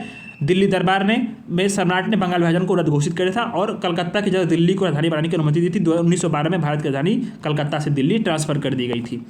निम्न में से किन्हें राजनीतिक गुरु गांधी जी ने अपना माना था? तो याद रखना है, निम्न में से किसने माना था? तो यहाँ पे याद रखो, गोपाल कृष्ण गोखले को ही उन्होंने अपना राजनीतिक गुरु माना था और गोपाल कृष्ण गोखले ने रानाडे को अपना आध्यात्मिक राजनीतिक गुरु माना था, ठीक है। अब बताते हैं कि निम्न में से गांधी जी के राम राज्य के युगल सिद्धांत कौन से थे? तो सत्य और अहिंसा उनके 2 सिद्धांत थे, ठीक है।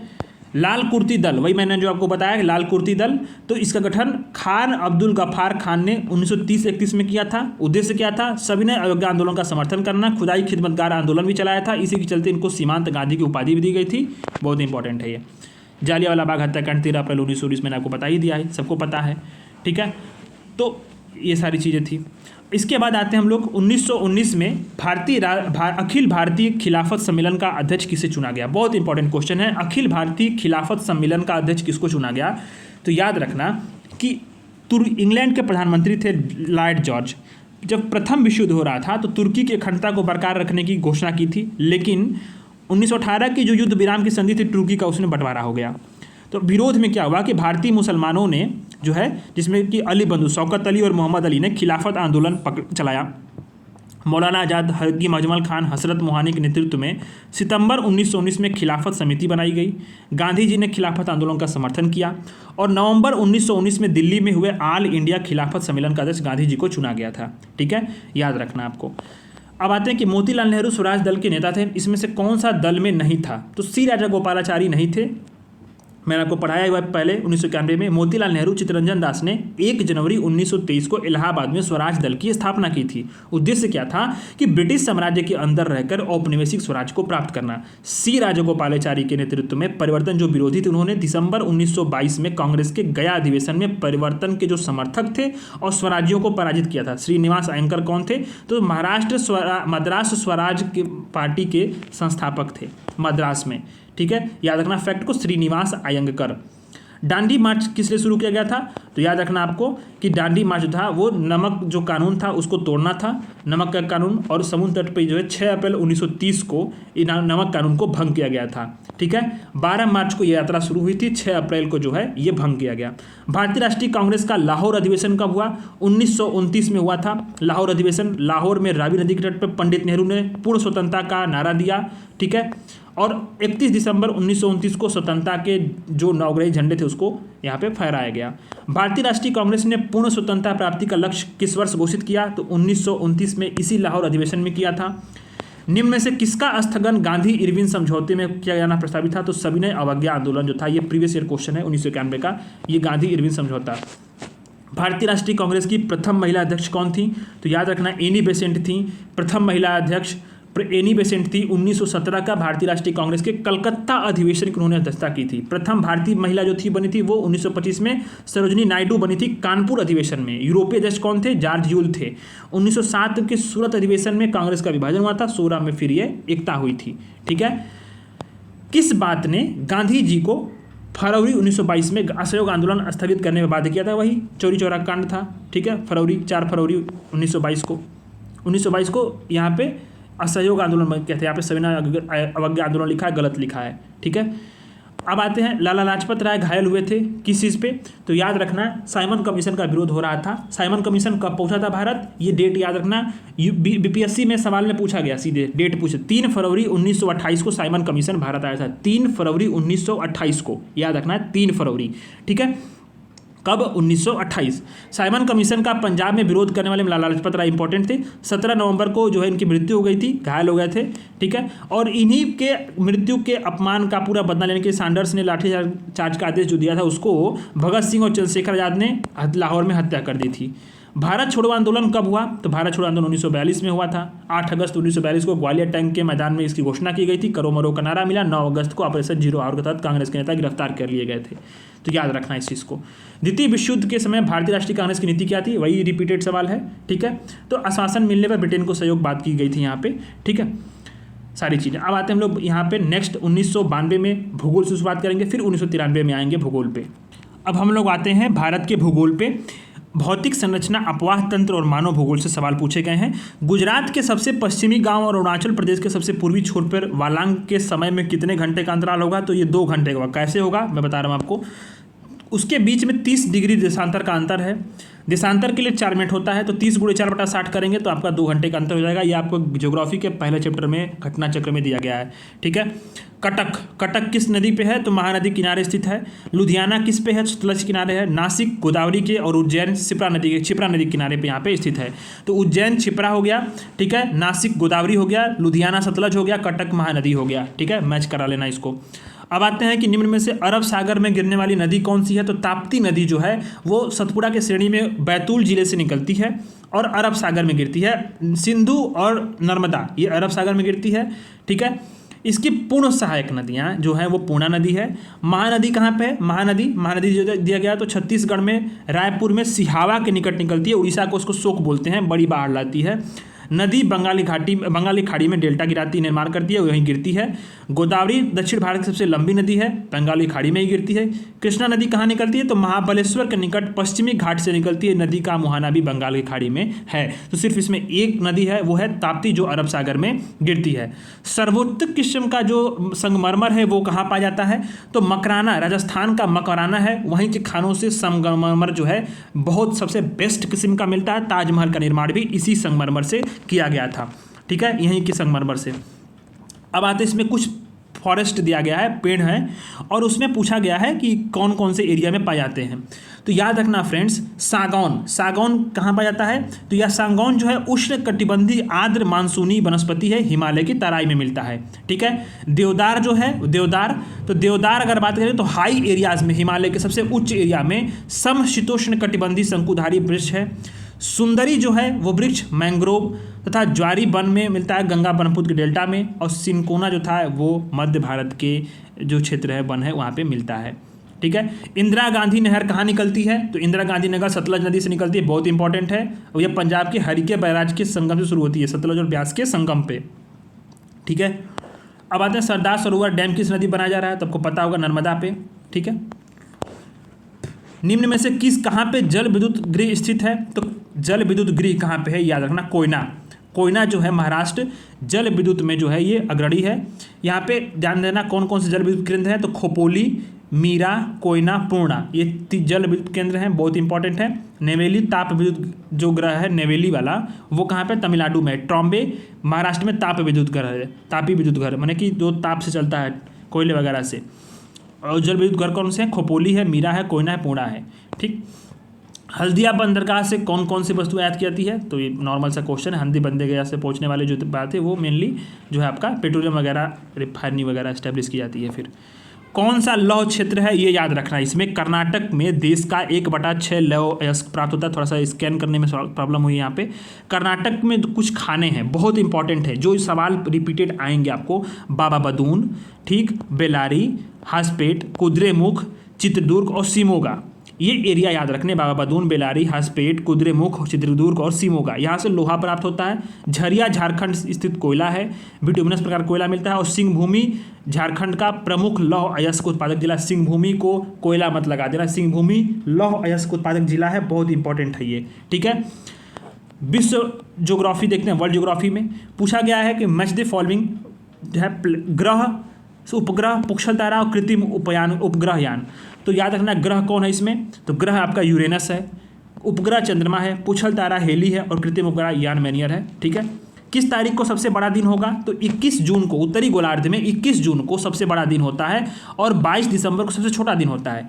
वहीं अगर बात करेंगे दक्षिणी गोलार्ध में तो 22 दिसंबर को सबसे बड़ा दिन होता है और 21 जून को सबसे छोटा दिन होता है। ठीक है, और कब कब दिन जो बराबर होते हैं, इक्विनॉक्स, तो 21 मार्च और 23 सितंबर को इक्विनॉक्स होता है, पूरे पृथ्वी पर 12-12 घंटे का दिन, 12 घंटे का रात होता है। ठीक है, ग्रहों के बारे में निम्न में से क्या सत्य है, तो ये अप्रकाशमान होते हुए भी चमकते हैं क्योंकि इनके पास अपना तो होता नहीं। ठीक है, अपना तो कोई मतलब प्रकाश की व्यवस्था होती नहीं, तारों के प्रकाश से प्रकाशित होते हैं। ठीक है, सूर्य का चक्कर लगाते हैं। अब आते इसमें स्टेटमेंट क्वेश्चन है, तिथि निर्धारक रेखा पर ग्रीनविच से 12 घंटे का अंतर है। तिथि निर्धारक रेखा जो है वो 180 डिग्री देशांतर पर स्थित है। सही बात है, दोनों सही बात है। ग्रीनविच या प्रधान मध्याह्न रेखा जो है, प्राइम मेडियन रेखा जो है वो 0 डिग्री देशांतर को बोलते हैं। देशांतरी माने से क्या है, 0 है। तिथि निर्धारक रेखा 180 डिग्री है।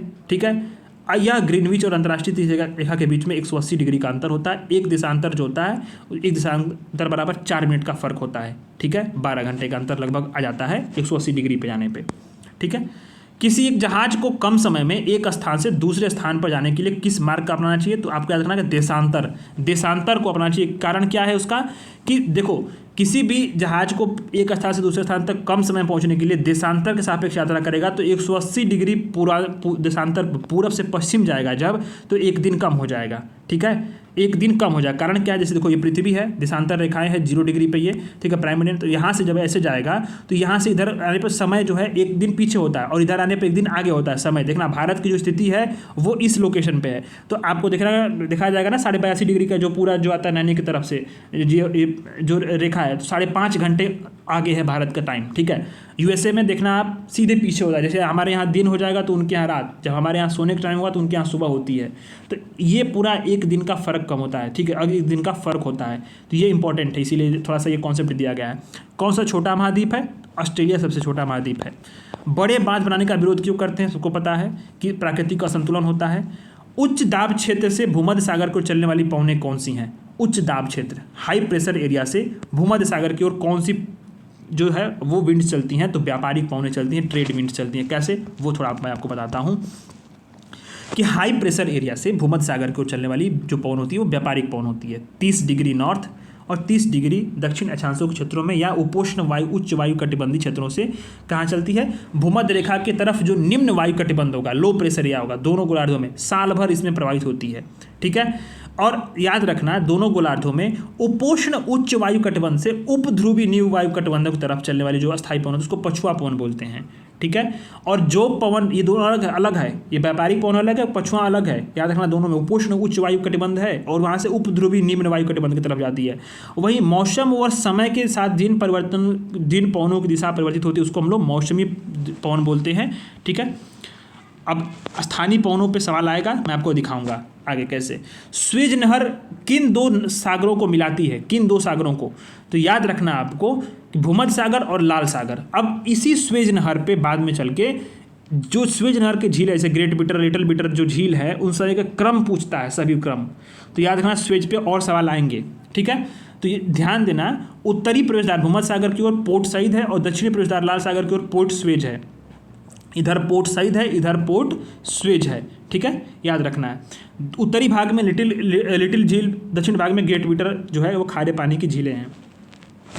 बोल्गा नदी कहाँ गिरती है, तो कैस्पियन सागर में गिरती है। उद्गम कहाँ पे होता है, वाल्दाई की पहाड़ियों से होता है। यूरोप की सबसे लंबी नदी है, कैस्पियन सागर में जाकर मिल जाती है।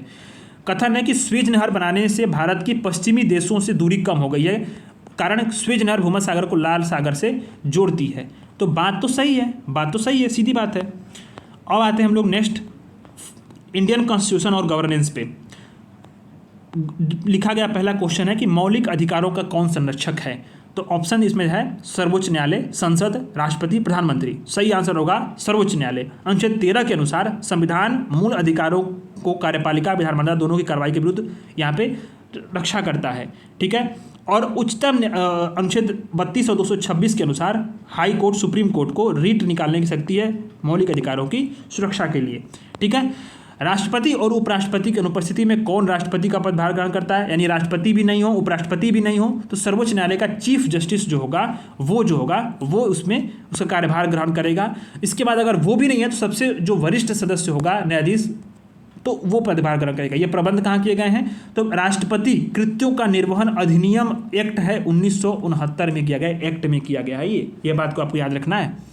राज्यपाल किसके प्रति उत्तरदायी होता है, सीधी बात है, नियुक्ति कौन करता है उसका, राष्ट्रपति 5 वर्ष के लिए करता है, ठीक है, और राष्ट्रपति के प्रसाद पर्यंत कार्य भी करेगा, ठीक है। तो राष्ट्रपति के प्रति ही उत्तरदायी होता है। और प्रसाद पर्यंत सिद्धांत का उल्लेख किस आर्टिकल में है, इस फैक्ट को याद रखना है, बहुत इंपॉर्टेंट है, ये सीधे सीधे फैक्चुअल क्वेश्चन यूपीपीसीएस पूछता है। आर्टिकल 310 में प्रसाद पर्यंत सिद्धांत का उल्लेख है, नोट करना है इसको कॉपी में। राष्ट्रपति के उम्मीदवार के लिए क्या आवश्यक नहीं है, तो पढ़ा लिखा हो, सीधी बात है, आयु 35 है, सांसद चुने जाने की योग्यता रखता हो, देश का नागरिक हो। लेकिन ये अर्हता जो है आर्टिकल 58 क्लॉज 1 में है, 58 क्लॉज 1 में पूरा ये प्रावधान किए गए हैं अर्हता राष्ट्रपति के निर्वाचन के लिए। इसमें शिक्षित होना अनिवार्य नहीं है, इस फैक्ट को भी कॉपी में नोट कर लेना, ठीक है। राष्ट्रपति शासन अधिकतम कब लगाया जा सकता है, अधिकतम तो याद रखना 44वां संविधान संशोधन अधिनियम 1978 में 356 जो आर्टिकल था उसमें खंड 5 में यह प्रतिस्थापित करके विधि बनाई गई कि 356 के तहत जो उद्घोषणा अवधि उसकी अवधि को 1 वर्ष के लिए परिसीमित कर दिया गया। अपवाद कब होगा, जब आर्टिकल 352 राष्ट्र जो अधीन आपातकाल होता है उसकी उद्घोषणा प्रवृत्त हो और निर्वाचन आयोग यह प्रमाणित कर दे कि तुरंत निर्वाचन कराना असंभव है, तो ऐसी स्थिति में दोनों सदनों को बने रहने के लिए संकल्प पारित करेंगे और अवधि 3 वर्ष तक बढ़ाई जाएगी। तो मैक्सिमम 3 साल तक राष्ट्रपति शासन लगाया जा सकता है, ठीक है। अब आता है कैबिनेट। कैबिनेट में कौन कौन आता है, कैबिनेट में याद रखो 3 प्रकार के मंत्री होते हैं, तो कैबिनेट मंत्री मंत्रिमंडल स्तर के, दूसरे राज्य मंत्री, तीसरे उप मंत्री। तो कैबिनेट में केवल कैबिनेट मंत्री होंगे, ठीक है, इसमें कोई और बाकी नहीं होगा। विधानसभा का अध्यक्ष उसका सदस्य नहीं होता, किस विधानसभा का अध्यक्ष उसका सदस्य नहीं होता, किस सभा का, विधानसभा ने किस सभा का, तो राज्यसभा का। उपराष्ट्रपति होता है, कौन सा आर्टिकल है 64, भारत का उपराष्ट्रपति राज्यसभा का पदेन सभापति होगा, कोई लाभ का पद धारण नहीं करेगा, ठीक है। और याद रखना है उपराष्ट्रपति बनने के लिए आवश्यक क्या होती है, जो इंपॉर्टेंट फैक्ट है ये, इस लाइन को ये स्टेटमेंट बनाकर सवाल लेकर आएगा, ये नोट करना इसको, यहाँ पे मैं मार्क करके जा रहा हूँ, ठीक है। स्टेटमेंट बन सकता है कि उपराष्ट्रपति बनने के लिए आवश्यक है कि व्यक्ति के पास राज्यसभा का सदस्य निर्वाचित होने की योग्यता होनी चाहिए, ये आवश्यक है, ठीक है। आर्टिकल 64 को आपको याद रखना है, राज्यसभा का पदेन सभापति होगा भारत का उपराष्ट्रपति। राज्यसभा के सदस्य का कार्यकाल कितने वर्ष का होता है, राज्यसभा एक अस्थायी निकाय होती है, 6 वर्ष का होता है, 1/3 सदस्य प्रत्येक 2 वर्ष में यहाँ रिटायर होते हैं। प्रावधान कब किया गया है, तो आर्टिकल 83 क्लॉज 1 में, इसको नोट कर लो फैक्ट को, 83 क्लॉज 1 ये इसमें प्रावधान किया गया है। कौन डिसाइड करता है कि धन विधेयक है या नहीं, तो लोकसभा अध्यक्ष करता है, किस आर्टिकल के तहत, तो यहाँ पे याद रखो क्लॉज और आर्टिकल दोनों, आर्टिकल 110 क्लॉज 3 ये याद रखो, आर्टिकल 110 क्लॉज 2 दे देगा, क्लॉज 1 दे देगा, क्लॉज 4 दे देगा, आपको यहाँ पे याद रखना है क्लॉज 3। इसी के अनुसार अगर प्रश्न उठता है कि कोई विधेयक जो है वो धन विधेयक है या नहीं है, उस पर निर्णय लोकसभा अध्यक्ष का निर्णय अंतिम होता है, ठीक है, ये बात याद रखनी है आपको। इसके बाद आता है कि धन विधेयक लोकसभा में भी पेश किया जाता है और लोकसभा के पास के बाद इसे राज्यसभा के अनुमोदन के लिए भेजा जाता है। अगर संशोधन करना चाहता है राज्यसभा इसमें, तो इसका मानना न मानना लोकसभा पर निर्भर है, लोकसभा अगर नहीं मानेगी तो नहीं होगा, 14 दिन तक इसको रोक सकती है बस राज्यसभा। नेक्स्ट क्वेश्चन आता है कि निम्न में से किसका संबंध चुनाव आयोग से नहीं है, चुनाव आयोग से कौन से इसमें संबंध नहीं है, सवाल पूछा गया है। पहला ऑप्शन है चुनाव की अधिसूचना जारी करना, यही नहीं है। चुनाव चिन्ह तो बंटवारा करता है, वैधता करता है, शांतिपूर्ण ढंग से संपन्न करता है, लेकिन चुनाव चिन्ह का नोटिफिकेशन कौन जारी करता है, तो नोटिफिकेशन चुनाव का राष्ट्रपति करता है लोकसभा और राज्यसभा के लिए, और राज्यपाल करता है राज्य विधानसभा और विधान परिषद के चुनाव के लिए, ठीक है, याद रखना है बाकी चीज़ें कि नोटिफिकेशन कौन जारी करता है, राष्ट्रपति और राज्यपाल। मेयर का कार्यकाल कितने वर्ष का होता है, मेयर का कार्यकाल, तो ऑप्शन है आपका इसमें 5 वर्ष के लिए होता है मेयर का कार्यकाल, ठीक है। सबको पता है 74वें संविधान संशोधन 1992 के द्वारा आर्टिकल 243 प, ठीक है, इसके तहत मेयर का कार्यकाल क्या होगा, 5 वर्ष, प्रथम अधिवेशन जब से होगा उसकी तारीख से 5 वर्ष तक, ठीक है। प्रत्येक नगर पालिका, यदि ध्यान देना कि तत्समय प्रवृत्त किसी विधि के अधीन पहले ही विघटित नहीं कर दिया जाती है, ठीक है, यानी 5 साल तक का मेयर का कार्यकाल होता है। जब तक अगर मान लो कि विघटन ना हो। अगर ऑपरेशन फ्लड पूछा गया, ऑपरेशन फ्लड का निम्न में से किससे संबंध है, ये आता है अर्थव्यवस्था। तो यह ध्यान देना आपको, ये दूध के लिए था, दूध उत्पादन में क्रांति के लिए ऑपरेशन फ्लड चलाया गया। वर्गीस कुरियन जो थे इन्होंने चलाया था, उसके पूरे प्रतिपादक कहे जाते हैं। निम्न में से कौन सा टैक्स सरकार नहीं लगाती है, तो मनोरंजन कर जो है सरकार नहीं लगाती, बाकी पर्सनल आयकर जो है वो केंद्र सरकार लगाती है, निगम कर और उपहार कर केंद्र सरकार लगाती है। भूमि विकास बैंक का कार्य क्या है, भूमि विकास बैंक याद रखना कि भूमि विकास बैंक किस लिए बनाया गया था, तो ये वित्तीय दीर्घकालीन वित्तीय आवश्यकताएं, मतलब लंबे समय के लिए जो फाइनेंशियल नीड्स है उसकी पूर्ति के लिए भूमि विकास बैंकों की स्थापना की गई थी। किसानों को भूमि खरीदने, भूमि पर स्थायी सुधार करने और पुराने ऋणों का भुगतान करने के लिए दीर्घकालीन ऋणों की व्यवस्था करते हैं। ठीक है, स्टार्ट कहाँ पे हुआ था, मद्रास में हुआ था। भूमि विकास बैंक किसानों की अचल संपत्ति को बंधक बनाकर ऋण देता है। ठीक है, याद रखना 50% तक उसका वैल्यू का ऋण दिया जाता है। भारतीय रिजर्व बैंक के बारे में निम्न से कौन सा कथन सही नहीं है, तो सभी प्रकार के करेंसी नोटों को जारी करता है, ये गलत है, क्योंकि सभी प्रकार के नहीं, 1 रुपये का नोट कौन जारी करता है, तो 1 रुपये का नोट निर्गमन भारत सरकार करता है, वित्त सचिव का हस्ताक्षर होता है। ठीक है, बाकी सब काम करता है, बैंकों का बैंक है, विदेशी मुद्रा का है, भारत सरकार शाखा बैंक के रूप में काम करता है। गठन का हुआ था 1 अप्रैल 1935 में, राष्ट्रीयकरण हुआ 1949 में। किसकी स्थापना हुई थी, किसके समिति की सिफारिश पे, या किस आयोग की सिफारिश पे, तो 1926 में हिल्टन यंग आयोग की सिफारिश पे रिजर्व बैंक की स्थापना हुई थी। ठीक है, अब आते हैं हम लोग साइंस वाले क्वेश्चन पे। साइंस वाले क्वेश्चन में पूछा गया है कि वस्तु की मात्रा बदलने पे क्या अपरिवर्तित होगा, तो डेंसिटी नहीं बदलता कभी भी, डेंसिटी तब बहुत रेयर केस में अगर द्रव्यमान और आयतन परिवर्तन होगा तभी जो है वो क्या होगा, डेंसिटी बदलेगा। वस्तु की मात्रा जब बोल रहा है, तो मात्रा जब बोल रहा है तो भी ध्यान दो कि वस्तु की मात्रा बदलने पे उस पर आयतन, भार और द्रव्यमान परिवर्तित हो जाता है, घनत्व तो नहीं प्रभावित होता, घनत्व तो नियत रहता है। कब होगा, जब आयतन द्रव्यमान दोनों परिवर्तित होगा तो घनत्व तब बदलेगा। ठीक है, अस्त होते समय सूर्य लाल क्यों दिखाता है, तो डिस्पर्जन के कारण होता है, डिस्पर्सन के कारण। जो सूर्योदय होता है और सूर्यास्त होता है तो दोनों समय लाल दिखाई देता है। कारण क्या है कि जो प्रकाश होता है ना वायुमंडल, उसको सबसे अधिक लंबी दूरी तय करनी पड़ती है, तो वेवलेंथ जिसका सबसे अधिक होता है वही सबसे लंबी अधिक दूरी तय करेगा। तो लाल रंग का वेवलेंथ सबसे अधिक होता है, तरंग दैर्घ्य सबसे अधिक होता है, तो बहुत कम बिखरता है किरणें, कम प्रकीर्णित होता है, छितराता है, तो इसी कारण से लाल रंग हमें दिखाई देता है, अधिक मात्रा में पहुँचता है। ठीक है, बाकी ये क्वेश्चन काम लायक नहीं, इसको हटाइए।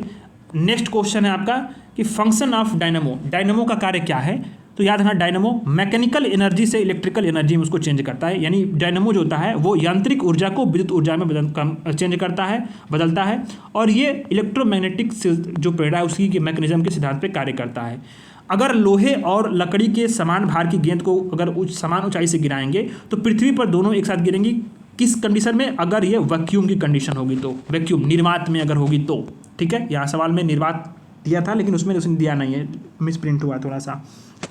ठीक है, यदि एक जहाज नदी से समुद्र में प्रवेश करता है तो कैसे क्या होगा, स्थिर रहेगा, ऊपर उठेगा, अपरिवर्तित, भाई ऊपर उठेगा, कितना, जितना जल उसका घनत्व है समुद्री जल का, अगर नदी जल की अपेक्षा घनत्व अधिक होता है तो जितना समुद्र में जहाज है जो जल विस्थापित करेगा तो दबाव अधिक होगा, जहाज ऊपर उठेगा। ठीक है, सीधी बात है। हवाई जहाज से जब यात्रा करते हैं तो पेन से स्याही निकलने लगती है, कारण क्या होता है कि जो एयर प्रेशर होता है उसमें कमी आती है एयर प्रेशर में, तो बाहरी दबाव और पेन के अंदर के स्याही के दबाव के बीच में दोनों में क्या होता है कि जो आपका पूरा कंसंट्रेशन है वो भंग हो जाता है। ठीक है, और उसी कारण से जो पेन से स्याही बाहर निकल जाती है। Why diesel is used for heavy vehicle, किस लिए होता है, क्योंकि हाई कैपेसिटी और मनी सेविंग होता है, आर्थिक बचत होती ही है, सीधी बात है। अब आते हैं नेक्स्ट केमिस्ट्री में कि पॉलीमर ऑफ नेचुरल रबड़ बहुत इंपॉर्टेंट है। पॉलीमराइजेशन होता क्या है, रिएक्शन ऐसा होता है जिसमें एक प्रकार के अधिक अणु जो होते हैं मॉलिक्यूल्स मिलके एक बहुत बड़े प्रकार का बड़ा अणु जो है अब बड़े प्रकार का अणु बनता है। इसी प्रोसेस में भाग लेने वाले जो अणु होते हैं उसको उत्पाद को पॉलीमर बोलते हैं। तो याद रखना यहाँ पे पूछा क्या गया है कि प्राकृतिक रबर का पॉलीमर कौन है, तो आइसोप्रोपीन है। आइसोप्रोपीन जो है वो प्राकृतिक रबर का बहुलक है जो पेट्रोलियम के डिस्टिल्स ऑक्सीडेशन यानी भंजक आसवन से प्राप्त होता है। एथिलीन याद रखना, मोनोमर और पॉलीमर की बात करिए। एथिलीन का पॉलीमर कौन है, पॉलीथीन। टेट्राफ्लोरोएथिलीन का कौन है, तो पॉलीटेट्राफ्लोरोएथिलीन। ठीक, ब्यूटाडाइन का कौन है, कृत्रिम रबड़। स्टेराइन का कौन है, SBR, और क्लोरोप्रोपीन का कौन है, नियोप्रोपीन। ये याद रखना, कुछ चीज़ें इंपॉर्टेंट जो दी गई हैं। फोटोग्राफी में कौन सा दो तत्व है इंपॉर्टेंट कंपोनेंट है फोटोग्राफी में सिल्वर ब्रोमाइड, कि फोटोग्राफी की प्लेट पे सिल्वर ब्रोमाइड की एक परवत चढ़ाई जाती है, ठीक है। और याद रखना है, बहुत इंपॉर्टेंट है, लूसेंट में भी सारी चीज़ें दी गई हैं। जल का वाष्प में जब परिवर्तन होता है तो वो परिवर्तन क्या होता है, वो भौतिक परिवर्तन होता है, रासायनिक परिवर्तन नहीं होता है, ठीक है। रासायनिक परिवर्तन में वस्तु का नया स्वरूप प्राप्त होता है, भौतिक में सिर्फ उसकी अवस्था बदलती है, ठीक है। अब बात आते हैं हम लोग कि फूड संरक्षण, फूड प्रोसेसिंग के लिए, जो खाद्य संरक्षण में फूड प्रोसेसिंग के लिए कौन सा जो केमिकल है उसका इस्तेमाल किया जाता है। तो ऑप्शन दिया गया है sodium carbonate, acetic acid, sodium nitrate और बेंजोइक एसिड। तो बेंजोइक एसिड क्या है, एक सफ़ेद क्रिस्टल प्रोडक्ट है, प्रकृति में पौधों में पाया जाता है, औद्योगिक रूप में टाइलोनिन के ऑक्सीडेशन से बनता है और खाद्य पदार्थों को खराब होने के लिए इसके प्रयोग में लाया जाता है। फ्रेंड्स, बात आती है जूलॉजी में कि किस द्रव्य के एकत्रित होने पर मांसपेशियां जो होती हैं वो थकान का अनुभव करने लगती हैं। तो याद रखना लैक्टिक एसिड, लैक्टिक एसिड जो होता है उसके एकत्रित होने से शरीर में शिथिलन होता है, धीरे धीरे जो है संकुचन बल भी खत्म होता है और लैक्टिक एसिड जमा होने से पेशियां अधिक जो होती हैं वो अधिक क्या करती हैं, थकान अनुभव करने लगती हैं। साधारणतः मानव में क्रोमोजोम का पूरा सूत्र पूछा कितना है, तो 46 पेयर होता है। ये यूपीपीसीएस का प्रीवियस ईयर क्वेश्चन भी है, 1991 में पूछा गया था। दुग्ध में पीलेपन के लिए उत्तरदायी कौन सा तत्व है, तो कैरोटीन। कैरोटीन जो होता है गाय के दूध में पाया जाता है। केजिन प्रोटीन से जो है सफ़ेद, गाय का दूध सफ़ेद होता है और कैरोटीन से येलो होता है, पीला रंग हो जाता है, ठीक है। लैक्टिक एसिड गाय भैंस दोनों के दूधों में पाया जाता है, ये चीज़ को आपको याद रखना। अब आते हैं साइंस टेक्नोलॉजी के लिए। पृथ्वी की आयु का मापन किस विधि से किया जाता है, तो यूरेनियम विधि से किया जाता है पृथ्वी का आयु का मापन। कार्बन डेटिंग से क्या करते हैं हम लोग, तो पौधों की उम्र का पता लगाते हैं। जैव टेक्निक बायोटेक की विधि से जो वनस्पति है और जैविक तत्व है उसके उन्नतीकरण के लिए प्रयोग करने वाली एक टेक्नोलॉजी होती है बायोटेक्नोलॉजी, मतलब उसमें कुछ ना कुछ ऐड किया जाता है बायोटेक के माध्यम से। अब एक आता है कि न्यूक्लियर रिएक्टर। न्यूक्लियर रिएक्टर के बारे में 4 ऑप्शंस दिए गए हैं इसमें, कि एटॉमिक बम प्रोडक्शन प्लेस है, पॉन्ड ऑफ हैवी वाटर है, इमीटर ऑफ यूरेनियम 238 है, या न्यूक्लियर फर्नेस है। तो ये न्यूक्लियर फर्नेस है, आणविक भट्टी है। इसमें इस प्रकार में होता क्या, इसमें कि कंट्रोल चेन रिएक्शन के द्वारा, नियंत्रित श्रृंखला अभिक्रिया के द्वारा एक क्या होता है, इसमें नाभिकीय ऊर्जा जो है वो जो है उसका एक रिएक्शन होता है और उसी से नाभिकीय ऊर्जा प्राप्त की जाती है, ठीक है। रिएक्टर में ईंधन के रूप में यूरेनियम 235 और प्लूटोनियम जो है आपका 293 उसको ईंधन के रूप में इस्तेमाल करते हैं। पूछा हुआ है निम्न में से उत्तर प्रदेश की कौन सी जनजाति है, थारू है, सीधी बात है। एससी जनजाति, एसटी है। संथाल कहाँ पाई जाती है, तो पूर्वी भारत में झारखंड, बिहार, पश्चिम बंगाल में भील जनजाति, एमपी, राजस्थान, गुजरात में गोंड, एमपी और छत्तीसगढ़ में, सीधी बात है। अब आते हैं इसमें करंट अफेयर जो हमारे काम का बिल्कुल नहीं है, मिसलेनियस में थोड़ा बहुत देख लेते हैं। पेंसिलिन की खोज कौन की थी, तो पेंसिलिन की खोज फ्लेमिंगम ने की थी। रेडियम की खोज मैडम क्यूरी ने की थी। एक्सरे की खोज WK रेटिंजन ने किया था और चेचक की खोज एडवर्ड जेनर ने किया था। याद रखना फ्रेंड, पेंसिलिन की खोज फ्लेमिंग ने, रेडियम की खोज मैडम क्यूरी ने, एक्सरे की WK रेटिंजन ने और चेचक की खोज जो है एडवर्ड जेनर ने किया था। भूकंप को सिस्मोग्राफ से मापते हैं, ऊंचाई को अल्टीमीटर से मापते हैं, विद्युत को ओम धारा, प्रतिरोध को एमीटर से, धारा को एमीटर से, रेसिस्टेंस को ओम से मापते हैं, ठीक है। ये चीज़ को आपको याद रखना, रेसिस्टेंस को जो है ओम से मापते हैं, भूकंप को सिस्मोग्राफ से, ऊंचाई को अल्टीमीटर से, विद्युत को एमीमीटर से। अब यहाँ पे कुछ पूछा गया है संगीतकार और जो वाद्य यंत्र संचालक करते हैं उनको और रूप के वाद्य यंत्र को। तो इसमें एक चीज़ को बस आपको याद रखना, एक चीज़, ठीक है, एक चीज़ आपको याद रखना, हरि प्रसाद चौरसिया बांसुरी बजाते हैं, 2 का 1 हो गया, ठीक। बिरजू महाराज किससे संबंधित थे, तो कथक से थे, डांसर थे, तो 1 का 3 ये भी हो गया। अब आते हैं हम लोग अली अकबर कौन बात थे, सरोद से थे, सरोद, और जाकिर हुसैन तबला वादक थे, ठीक है। सबसे पहले ओपन विश्वविद्यालय कहाँ पे खोला गया, तो आंध्र प्रदेश में खोला गया था, बहुत इंपॉर्टेंट है, आंध्र प्रदेश में खोला गया था। डॉक्टर भीमराव अंबेडकर के नाम पर एस्टेब्लिशमेंट हुई थी, ठीक है। फिर उसके बाद इग्नू बना, Indira Gandhi national open university 1985 में बना था। यूपी का ओपन जो यूनिवर्सिटी एकमात्र है, इसको आपको याद रखना है, राष्ट्रीय टंडन मुक्त विश्वविद्यालय प्रयागराज में खुला 1999 में, ठीक है। अब ये तो स्पोर्ट्स है, इस पे छोड़ देते हैं, इस पे कोई पढ़ने लायक नहीं है। ओणम किस प्रदेश का त्यौहार है, तो ओणम जो है केरल का त्यौहार है। केरल में ओणम जो है मनाया जाता है फसल कटाई के त्यौहार। पोंगल जो है तमिलनाडु का फसल कटाई होता है, और बिहू जो होता है वो असम का है, ठीक है। श्रीलंका की राजधानी कहाँ पे है, श्रीलंका की राजधानी जो है आपका कोलंबो है, ठीक है। मालदीव की राजधानी कहाँ पे है, माले है। बर्मा की राजधानी कहाँ पे है, रंगून, अब यांगून मतलब वही अब बदल भी गया है। जिम्बाब्वे की हरारे और मॉरिशस की पोर्ट लुइस है, ठीक है। अब आते हैं हम, इसमें कुछ सब पूछा गया है जो इंपॉर्टेंट नहीं है। Cricket Ranji, golf put, football Mohan बागान और बिलियर्ड स्पॉट से संबंधित है। हाँ, एक चीज़ इसको याद रखते हैं हम लोग, सूर्य मंदिर कहाँ पे है? कोणार्क उड़ीसा में है। लिंगराज मंदिर कहाँ पे है? भुवनेश्वर में है। हवा महल कहाँ पे है? जयपुर में है। और गोमतेश्वर की प्रतिमा कहाँ पे? श्रवणबेलगोला कर्नाटक में है। ठीक है, अब यहाँ पे आ जाते हैं हम लोग नेक्स्ट सवाल जो पूछा गया है। तो शांति स्वरूप भटनागर जो पुरस्कार दिया जाता है, शांति स्वरूप भटनागर पुरस्कार, वो दिया जाता है आपका या विज्ञान तकनीक के क्षेत्र में। फिल्म उद्योग में दादा साहब फाल्के पुरस्कार होता है, सीधी बात है। और वीसी राय पुरस्कार जो होता है वो औषधि के क्षेत्र में होता है। और गंधर्व पुरस्कार जो होता है शास्त्रीय कला के क्षेत्र में होता है। ठीक है, ये डेट को याद रखना है। 5 जून को हम मनाते हैं विश्व पर्यावरण दिवस, 1 का 2। ठीक है, तो ये काट दो, ये काट दो। अब आते हैं हम लोग 1 दिसंबर को मनाते हैं एड्स दिवस। 1 दिसंबर आपका हो गया एड्स दिवस, 1 का 3। ठीक है, अब आते हैं हम लोग 5 सितंबर को मनाते हैं शिक्षक दिवस, हो गया। और 16 अक्टूबर को विश्व खाद्य दिवस मनाते हैं। चिपको आंदोलन किससे संबंधित है? तो वृक्षों को काटने से बचाने के लिए सुंदरलाल बहुगुणा और चंडी प्रसाद भट्ट ने ये आंदोलन शुरू किया था। दक्षिण भारत में इसी तरह से एपिको आंदोलन चलाया गया था। नेक्स्ट आपको आते हैं हम लोग कि मुखौटा नृत्य का संबंध निम्न में से किस नृत्य शैली में है? बाकी ये वाला क्वेश्चन उतना इंपॉर्टेंट नहीं है।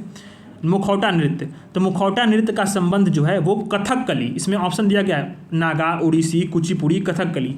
कन्फ्यूज होने वाला ऑप्शन है, गलत बहुत लोग करेंगे इसमें। कुछ लोग कुचिपुड़ी लगाएंगे, कुछ लोग ओडिसी लगा देंगे, कुछ लोग कथकली लगाएंगे। नागा शैली नहीं है इसमें, बिल्कुल एकदम इसको एलिमिनेट कर दो। मुखौटा नृत्य का संबंध कथक नृत्य शैली से होता है, केरल में प्रसिद्ध है। और केरल की एक और नृत्य शैली है मोहिनीअट्टम। उड़ीसा का लोक नृत्य कौन सा है? ओडिसी है। कुचिपुड़ी का कहाँ से है संबंध? तो आंध्र प्रदेश से है। ये बात को याद रखना।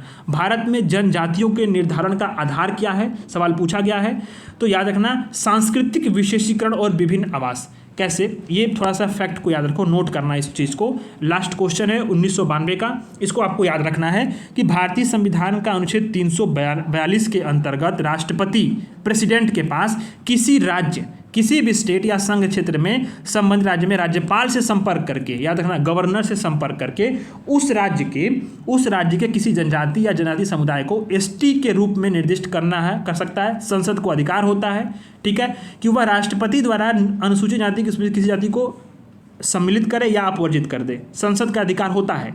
लेकिन राष्ट्रपति आर्टिकल 342 के तहत किसी भी स्टेट के यूटी के राज्यपाल से संपर्क करके उसको हटा सकता है, रख सकता है, सूची बना सकता है। ठीक है, अब आधार क्या होता है? तो विशिष्ट सांस्कृतिक मानदंड या संस्कृति विशेषीकरण, भौगोलिक अलगाव, ठीक है, विशाल समुदाय से जुड़ने में संकोच, पिछड़ापन। और ये ध्यान देना, मानदंड जो थे ये प्रथम पिछड़ा आयोग 1955 की रिपोर्ट, काका कालेकर समिति और लोकुर समिति के आधार पर ये तय किए गए थे। तो फैक्ट को आपको रट लेना है। अब आते हैं हम लोग 1993 में जो बचे हुए क्वेश्चंस हैं उसको स्टार्ट करते हैं।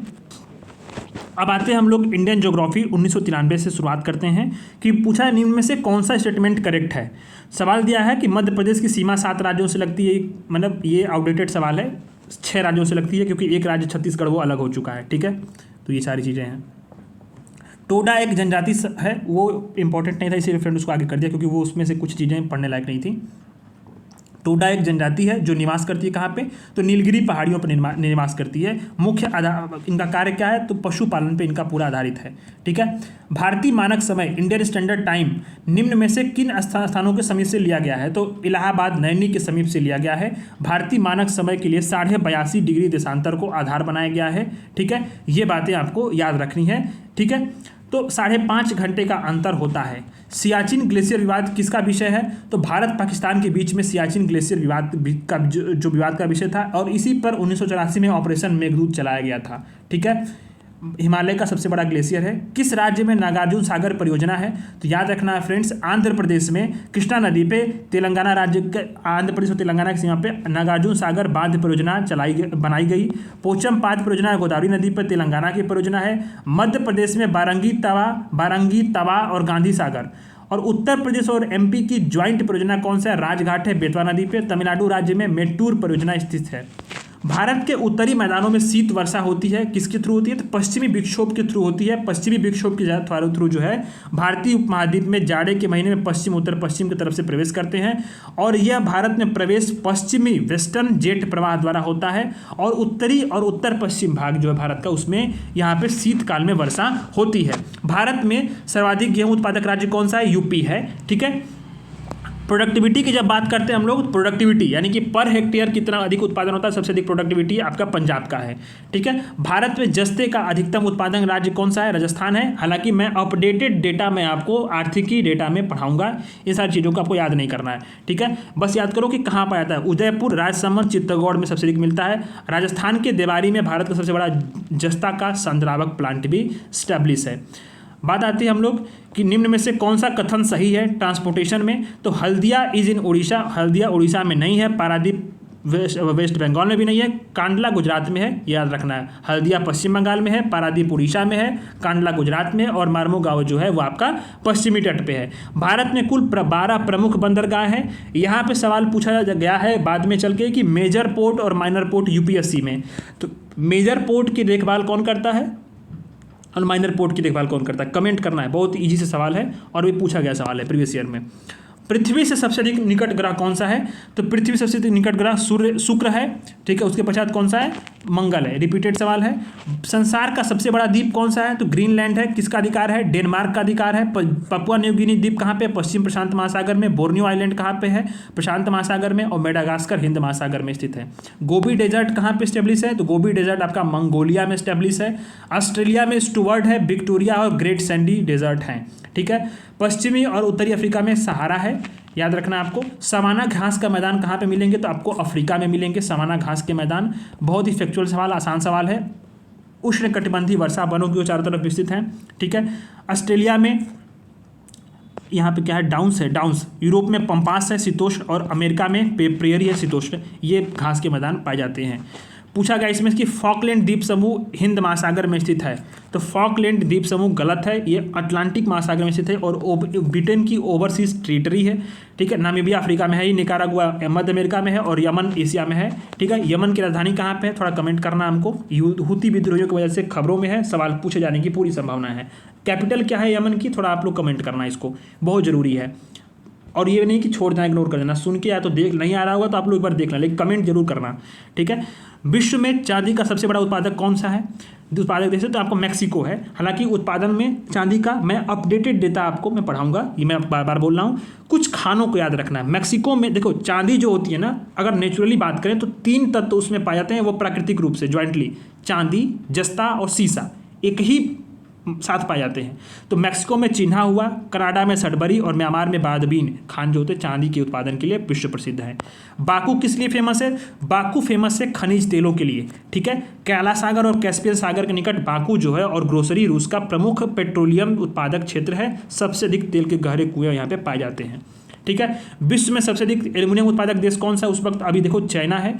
अभी मैं अपडेटेड डेटा आपको दूंगा कि भारत का जो है पूरा, जब वो आर्थिकी आएगी नई वाली तब। झुकी लाट किस लिए प्रसिद्ध? पीसा कहाँ पे स्थित है? झुकी लाट के लिए प्रसिद्ध पीसा जो है तो इटली में है। ठीक है, और ये बाद में पूछा गया है कि किस लिए इस्टेब्लिश, मतलब ये झुकी हुई जो पूरे मीनार है वो कैसे इस्टेब्लिश है, उसका रीजन क्या है? बाद में सवाल देखेंगे इस पे, क्योंकि इसी पे रिपीटेड सवाल आपको मिलेंगे, इसलिए मैं आपको उसको सारा पेपर में करा रहा हूँ ताकि आपको रिपीटेड सवाल इसी पे, इसी थीम पे मिलेंगे। ठीक है, तो सेंटर ऑफ ग्रेविटी पे ये सवाल पूछा गया है आगे चलकर साइंस वाले टॉपिक में। अब आते हैं हम लोग जनसंख्या पे, तो ये इंपॉर्टेंट नहीं है, आउटडेटेड है। 2011 की जनगणना के अनुसार बिहार सबसे घनी आबादी वाला है। ये जो आर के पेपर में पूछा था, हालांकि आयोग ने आंसर यूपी मान लिया था। खैर आयोग को क्या ही कहना है। यूपी का जनसंख्या घनत्व कितना है? 829 है। बिहार कितना है? 1106 है। फैक्ट को याद रखना। ठीक है, अब आते हैं हम लोग नेक्स्ट 2011 के अनुसार अगर हम बात करते हैं कि सबसे अधिक जनगणना कहाँ पे है, सबसे अधिक जनसंख्या कहाँ पे है, तो बॉम्बे में सबसे अधिक है, फिर दिल्ली में है, फिर कोलकाता में, फिर चेन्नई में, जो मेट्रोपोलियन सिटीज़ हैं। अब आते हैं हम लोग संविधान सभा में सदस्यों का चुनाव कैसे हुआ था, तो प्रांतीय सभाओं द्वारा हुआ था। कैसे हुआ था? तो ध्यान देना कि संविधान सभा का गठन कैबिनेट मंत्रालय द्वारा सिफारिश की गई जो स्कीम थी वो थी कि प्रांतीय विधानसभाओं के सदस्य जो होंगे अप्रत्यक्ष निर्वाचन करेंगे और उसी के द्वारा हुआ था। तो चुनाव संविधान सभा के लिए कब हुआ? जुलाई अगस्त 1946 में हुआ था। प्रत्येक 10 लाख पे 1 सीट आवंटित की गई थी और बैठक पहली कब हुई थी संविधान सभा की? सवाल पूछा गया 9 दिसंबर 1946 को हुई थी। मौलिक कर्तव्यों का समावेश भारतीय संविधान में कब हुआ था? तो 42वें संविधान संशोधन के तहत जो है 1976 में आर्टिकल 51A में क के तहत जो है मूल अधिकारों की, मूल कर्तव्यों की जो है स्थापना की गई थी। याद रखना फ्रेंड्स, इसमें इसकी संख्या कितनी है? 11 है। ठीक है, 86वें संविधान संशोधन 2002 द्वारा एक नया अनुच्छेद जोड़ा गया आर्टिकल 21 को उसके तहत 6 से 14 वर्ष के आयु के बच्चों के लिए शिक्षा का मूल अधिकार बना दिया गया था। और 6 से 14 वर्ष के बच्चों के माता पिता और प्रतिपालन संरक्षकों का जो कर्तव्य क्या होगा कि शिक्षा के अवसर प्रदान करें। ये बात आपको याद रखनी है 86वें संविधान संशोधन के तहत। ठीक है, अब बात आती है हम लोग कि भारत में राष्ट्रपति के चुनाव के लिए चुनाव मंडल सदस्य कौन होते हैं। तो लोकसभा में चुने हुए सदस्य बिल्कुल, राज्यसभा में चुने हुए सदस्य बिल्कुल होते हैं। ठीक है, राज्य विधानसभा में चुने हुए सदस्य होते हैं, लेकिन विधान परिषद के चुने हुए सदस्य नहीं होते हैं। ठीक है, विधानसभा में भी ध्यान देना आपको, यहाँ पे ध्यान देना कि राष्ट्रपति के निर्वाचन में यूटी जो है उसमें दिल्ली और पुडुचेरी के विधानसभा सदस्य भाग लेते हैं। और पूरा चुनाव जो होता है ये किसके तहत, किस आर्टिकल के तहत होता है। तो आर्टिकल 54, इस आर्टिकल को आपको याद रखना है कि आर्टिकल 54 के तहत भारत का राष्ट्रपति का चुनाव जो होता है पूरा संपन्न करता है। किस तरह से, अप्रत्यक्ष निर्वाचन पद्धति, अनुपातिक प्रतिनिधित्व प्रणाली, एकल संक्रमणी मत के माध्यम से होता है। भारत के कैग की नियुक्ति का कार्यकाल क्या है। तो 6 साल है, 6 साल जो है पूरा इनका कार्यकाल होता है 65 वर्ष की आयु तक। संविधान में इसका उल्लेख निम्न में से किन किन आर्टिकल में है। तो आर्टिकल 148 से 151 तक कैग के पद का प्रावधान यहाँ पे किया गया है। योजना आयोग की स्टैब्लिशमेंट किस तरह से की गई थी। तो संघीय मंत्रिपरिषद द्वारा एक विशेष प्रस्ताव पारित किया गया और इसी तरह से संविधान उत्तर निकाय है 15 मार्च 1950 में एक संकल्प के द्वारा संघीय मंत्रिमंडल के तहत इसका निर्माण किया गया। अब तो नीति आयोग बन चुका है, 2015 में इसका गठन हुआ था 1 जनवरी 2015 को। ठीक है, एक एग्जीक्यूटिव बॉडी है। बात आती है अब काउंसिल ऑफ मिनिस्टर्स की। ठीक है, तो कथन कारण दिया गया है। कथन एक ये है कि मंत्री नीति बनाते हैं और लोक सेवक उसका क्रियान्वयन करते हैं। कारण क्या दिया है कि संसदीय प्रणाली में मंत्रियों का उत्तरदायित्व का सिद्धांत काम करता है। तो ध्यान देना फ्रेंड्स, यहाँ पे दोनों फैक्ट तो सही है, उत्तरदायित्व का सिद्धांत काम करता है, मंत्री नीति बनाते हैं और लोक सेवक उनका क्रियान्वयन करते हैं। ठीक है, बात सही है, बात लेकिन इसका स्पष्टीकरण नहीं दे रहा है सही से। अब कैसे क्वेश्चन को सॉल्व करते हैं। तो कथन के आगे क्योंकि लगा दो या बिकॉज लगा दो और कारण को पढ़ो, आपका आंसर्स निकल जाएगा ऐसे ही। इसका सॉल्व करने का एक ट्रिक यही है। ठीक है, तो संविधान के अनुच्छेद 75 के आर्टिकल क्लॉज 3 उसके अनुसार भारतीय संविधान के अंतर्गत नीति बनाने का उत्तरदायित्व किसके पास होता है, मंत्रियों पे होता है। ठीक है, क्रियान्वयन कौन करता है, लोक सेवक करता है। मंत्रिपरिषद सामूहिक रूप से लोकसभा के प्रति उत्तरदायी भी होती है, लोकसभा के प्रति, राज्यसभा के प्रति, लोकसभा के प्रति, याद रखना। ठीक है, अब बात आती है नेक्स्ट इसमें कि जो व्यक्ति संसद का सदस्य नहीं है वो केंद्रीय मंत्री कितने दिन तक रह सकता है। तो 6 माह तक रह सकता है। बिना सदन का सदस्य रहे कोई व्यक्ति 6 महीने तक मंत्री के पद पर बना रह सकता है। ठीक है, आर्टिकल 75 क्लॉज ए जो कहता है, याद रखना, इस फैक्ट को यहाँ नोट कर लो, 75 क्लॉज ए के अनुसार, ठीक है, मंत्रियों की नियुक्ति राष्ट्रपति प्रधानमंत्री के परामर्श से होता है। मंत्री लोकसभा और राज्यसभा किसी भी सदन का सदस्य हो सकता है। ठीक है, अब आ जाते हैं हम लोग कि राज्यसभा में राज्यों को प्रतिनिधित्व निम्न में से किसके आधार पे होता है। राज्यसभा में राज्यों को प्रतिनिधित्व जो होता है किस आधार पे होता है। तो याद रखना है उसकी जनसंख्या के अनुपात में राज्यसभा का प्रतिनिधित्व जो होता है वो दिया जाता है। ठीक है, प्रत्येक राज्यसभा में प्रत्येक राज्यों का प्रतिनिधित्व जो होता है उसकी जनसंख्या पे होता है। 250 सीटों का जो बंटवारा है, 28 राज्यों 2 यूटी में विभाजित है, 12 सदस्य राष्ट्रपति मनोनीत होते हैं। सबसे अधिक सीट यहाँ पे ये गलत दिया गया, लोकसभा का डेटा दे दिया गया है, रॉन्ग है, यहाँ पे मैंने लिखा भी हुआ है रॉन्ग। निम्न में से कौन राज्यसभा का अध्यक्ष होता है। तो कौन होता है, भारत के उपराष्ट्रपति होते हैं, आर्टिकल 64, सीधे बात है। अब बात आती है कि केंद्र और राज्यों के बीच में वैधानिक शक्तियों का बंटवारा दिया गया किसमें, अनुसूची 7 में किया गया है। करारोपण के संदर्भ में जो पूरी सूची है, ध्यान देना, कराधान के बारे में उसी शक्ति किसके पास है, संसद के पास है। ठीक है, केंद्र राज्य संबंध किस अनुसूची में है, 7वीं अनुसूची में है। ठीक है, कौन सा भाग है, तो भाग आपका 11 है, याद रखना कौन सा भाग है आपका, भाग 11 है। ठीक, केंद्र राज्य संबंध में, और ये पूरा संबंध संघवाद की ओर उन्मुख है और यह प्रणाली जो है कनाडा के संघवाद से ली गई है। ठीक है, अब बात आती है कि कौन सी भाषा हमारे संविधान की 8वीं अनुसूची में सम्मिलित नहीं है। तो यहाँ राजस्थानी नहीं, गुजराती, कश्मीरी, डोंगरी सब है, राजस्थानी नहीं है। ये चीज़ को आपको याद रखना है। यूपीएससी ने 2023 में सवाल ये पूछा था या 24 में पूछा था ये सवाल, 23 में शायद पूछा था, 23 या 22 में, मुझे ऐसा लग रहा है कि प्रीवियस ईयर क्वेश्चन है ये। इसमें कैसे पूछा था वो मैं आपको बता रहा हूँ। यूपीएससी ने स्टेटमेंट दिया, स्टेटमेंट देकर बोला था कि 1967 के 21वें अधिनियम द्वारा सिंधी को, 71वें संविधान संशोधन 1992 के द्वारा कोंकणी, मणिपुरी, नेपाली को संविधान के 8वीं अनुसूची में शामिल किया गया। बहुत सारे लोगों ने नेपाली को गलत कर दिया था सोच के, लेकिन याद रखना फ्रेंड्स कि शुरू में जब 8वीं अनुसूची थी 1950 में जब संविधान लागू किया गया तो 14 भाषाएं थीं। जब 21वां संविधान संशोधन हुआ 1967 में तो वहाँ सिंधी जोड़ा गया। फैक्ट को याद रखना, फैक्ट क्रोनोलॉजिकल ऑर्डर में। और 71वां संविधान संशोधन 1992 द्वारा हुआ तो उसमें कोंकणी, मणिपुरी, नेपाली को सूची में जोड़ा गया। 92वां संशोधन जब 2004 में हुआ, यानी 21वां, 71वां और फिर 92वां, तो बोडो, डोगरी, संथाली, मैथिली को जोड़ा गया। कुल कितनी भाषाएं कितनी हो गई? तो 22 भाषाएं हो गई। असमिया, बंगला, गुजराती, हिंदी, कन्नड़, कश्मीरी, मलयालम, मराठी, उड़िया, पंजाबी, संस्कृत, तमिल, तेलुगु, उर्दू, सिंधी, कोंकणी, मणिपुरी, नेपाली, बोडो, डोगरी, संथाली और मैथिली। ठीक है, अब यहाँ पे देखो फ्रेंड्स, इकोनॉमिक्स वाले सेक्शन आता है। इकोनॉमिक्स वाले सेक्शंस में बहुत इंपॉर्टेंट ये डेटा नहीं है, आउटडेटेड डेटा है, तो इसको हमें पढ़ना नहीं है।